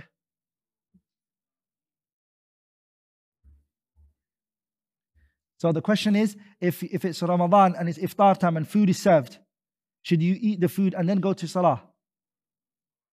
It depends. If you're going to be thinking about the food while you're praying, then eat and then go pray. If you're not, and mashallah, a date and water is enough and you can go and come back, and you're not going to focus on the food, then go and pray and come back. It depends on if you're going to be distracted or not. There was a brother who put his hand up here. I wanted to. Yes, Faddal. I can't hear you. What about if someone here? If someone is what? Possessed by a? Yeah, this is a good question for Sheikh Tim. Sheikh Tim will answer that question, inshallah ta'ala. La yufti wal malik fil Medina, they used to say, right? You don't give fatwa when Imam Malik is in the city. So this is Sheikh Tim's field of expertise. Ayya faddal.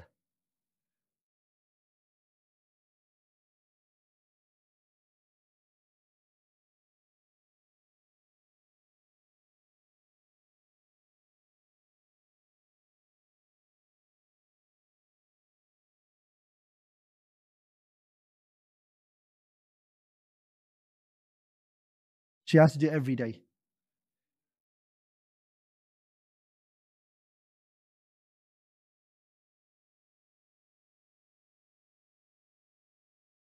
It depends on who she fears it for, herself or the child.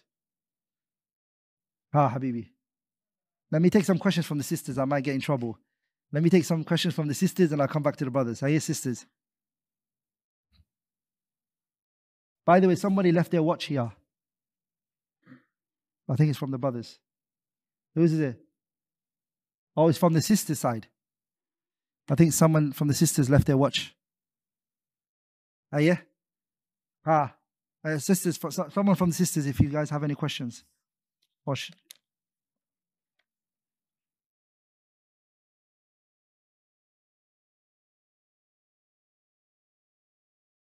Yeah? Yeah, I can hear. Can I read it out? Okay, let me read out the question that's written. Does a woman need to make up her fasts up due to periods first, or can she do her Shawwal fast first, then her missed ones? Okay, this is a good question. If a sister missed, how many days of Shawwal do we normally fast? 6 days. If you subtract, let's say the month is 30 days. If you subtract 6 from 30, you're left with what? 24, right? If you have more than 24 days outstanding from Ramadan, then what you should do is you can do the Shawwal first and then go to Ramadan. Does that make sense? If you have 25, let's say, you have 25 or 24, depending if the month is 30 or 29, صح? So 24 or 25 days of Ramadan is outstanding. You were sick, or more. Let's say you didn't fast the entire month because you were sick. And then half the 15th day of Shawwal, you felt better. You said, now I want to fast the 6 days of Shawwal because I can, I'm healthy now. Then we'll say to you, fast the 6 days of Shawwal first and then bring back Ramadan until next year of Ramadan. But let's say you missed only 4 days of Ramadan. You can, within the month of Shawwal, you can fast these 4 days and fast the 6 days. Sah? Can you not? So if you can do both, do both. Does that make sense? But if you've got too many days of Ramadan that you know you're going to miss Shawwal, then inshallah ta'ala you can fast Shawwal. So generally if a sister's on her menstruation, we're talking about 1 week maybe that she's missed. She can bring back that 1 week and do her Shawwal as well. If she says, I physically, after fasting those many days of Ramadan, I physically can't add a week and plus 6 days, it might be hard for me, then inshallah ta'ala, no problem. Bring back your Ramadan after Shawwal, and you can benefit from these 6 days of, because our mother Aisha, when she fasted her Ramadan on Shawwal, why am I saying Shawwal? Sha'ban. Our mother Aisha, when she used to bring back her fasting in Sha'ban, what does that mean? And we know that she was fasting the 6 days of Shawwal. What does that mean? She put the Shawwal before the what? The days of Ramadan she was missing. So it's allowed, but it's better to always put the wajib before the what? Sunnah.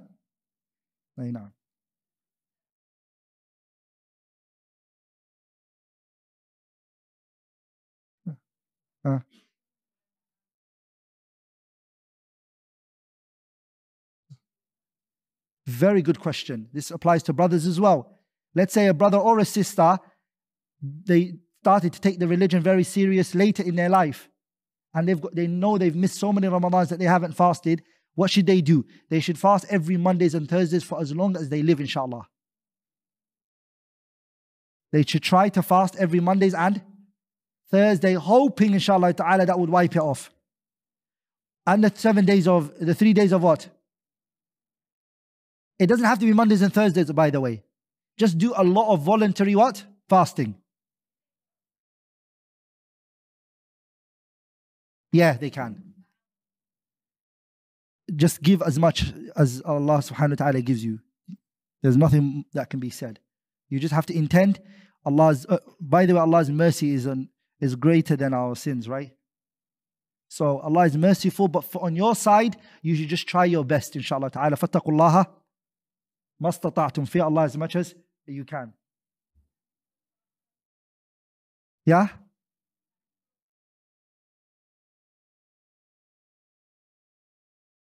I didn't hear that, sister. Can you repeat it one more time?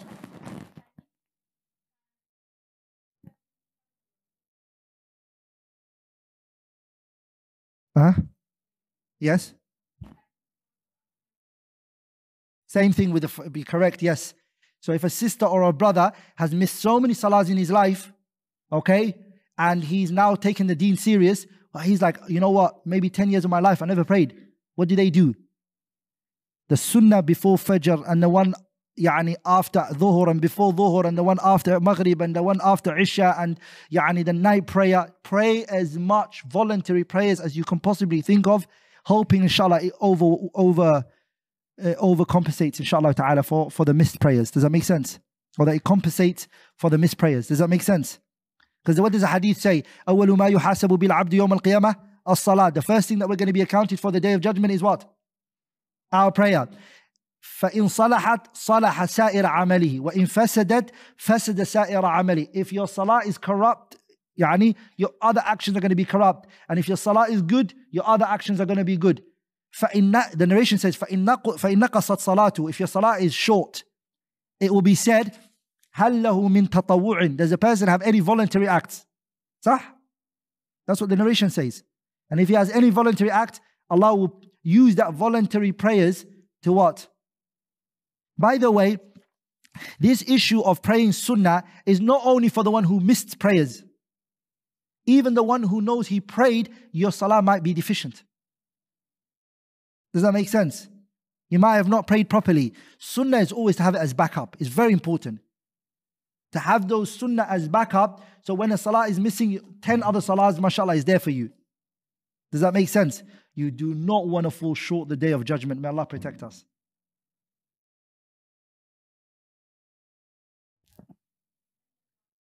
Yeah. Yeah. Yeah. Yes, you are. Yes. As I said to you, being a traveler doesn't have a duration. It can be years, no problem. You can be a traveler. Yes. That was a good question I didn't answer in the lesson. Sorry, I did say I was going to answer it. So you're a resident of two countries, for example. So if you consider yourself a resident of those two places, you can't shorten. No. If you've got 2 houses, for example, then you have to, you can't say I'm a resident. Does that make sense? No. Yeah? Let me go through a bit of the sister's question, inshallah ta'ala. If a person deliberately missed some fasts in the past, has he or she wasn't so close to Islam, and they have lost count of the missed fast? Yeah, no, we answered this one. We answered this question. Shahid, is it possible you can read the questions for me? Yeah, just so the people can hear it.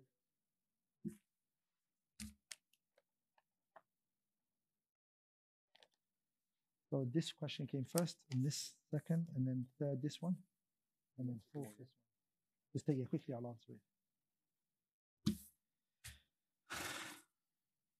Okay, the first question. Can't you convert the intention for a fard salah into a voluntary salah? Like when Rasul sallallahu alayhi wa sallam asked the man to join the one praying alone. When he said to him, combine what? In the salah, he combined it.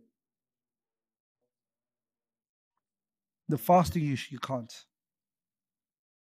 Second question.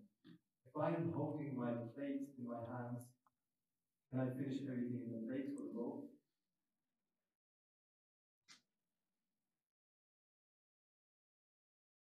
From what the hadith mentions is whatever you're holding in your hand. Now.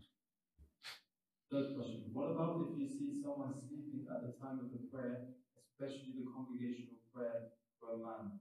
Yeah, you wake them up. And if you know he's not a violent individual, spray water in his face.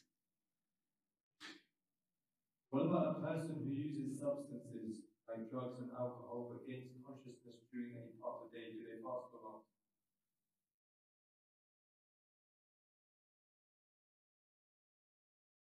But they're taking drugs at the daytime.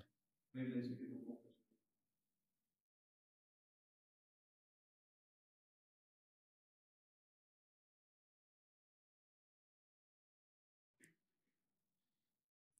No, this is different because the person is deliberately taking a substance to make their mind like this.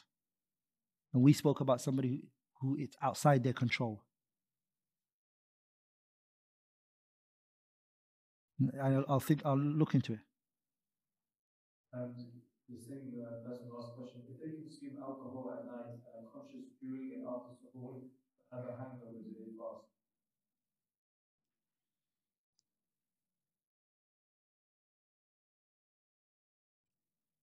A hangover is what? What? The person who's got hangover would.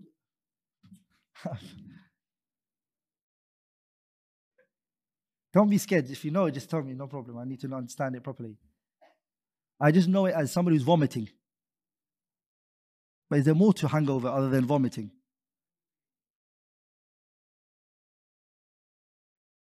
But the person is not drunk. So the person is, so then after Fajr, the person, but he's conscious, he knows everything, right?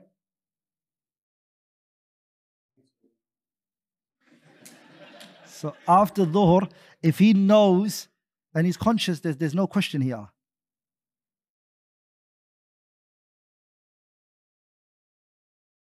Yeah, but he's not making himself vomit. Wallahi, I can't answer for somebody who's drinking alcohol in Ramadan. Yeah, I don't know what to say.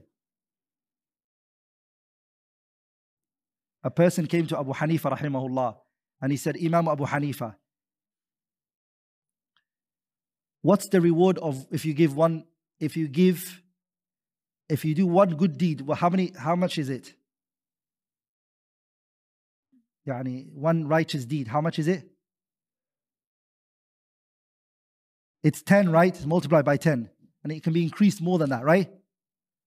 And how much is a sin? 1. So someone came to Abu Hanifa and he said, if I steal, it's 1 sin. If I give sadaqah, it's how much? 10.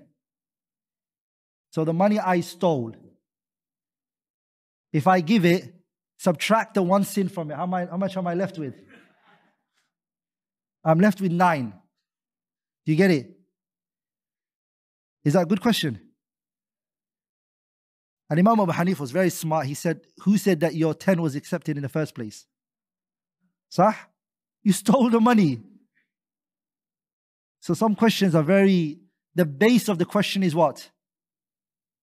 It was like the person who said, Iblis, is he married? Does he have wife? Does he have children? And the sheikh said, I wasn't invited at that wedding. Huh? No.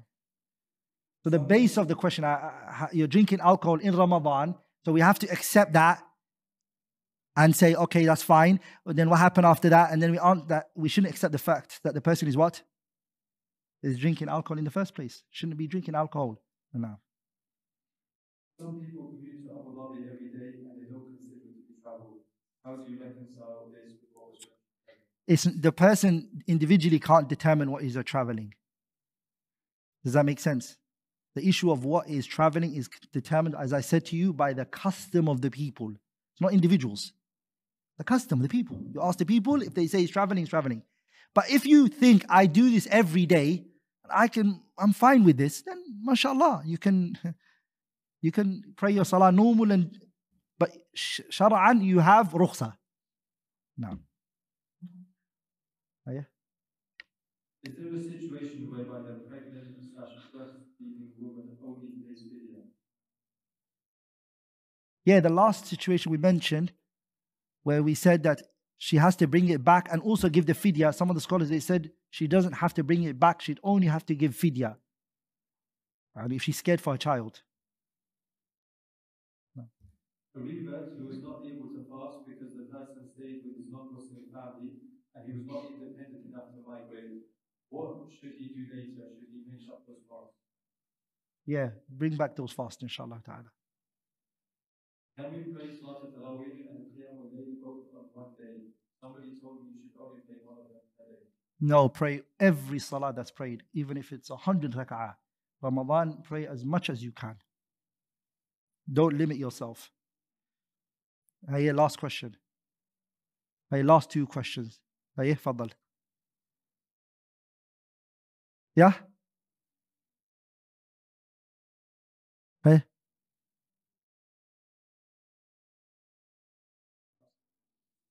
No. I heard it, don't worry. Yeah, the month of Ramadan, the Sahabas were fasting the Battle of Badr.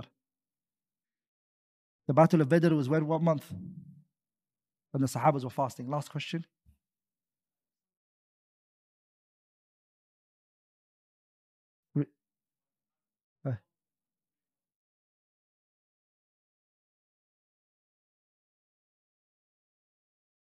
No, if he thought it's the same as the one that did the mistake in the Fajr.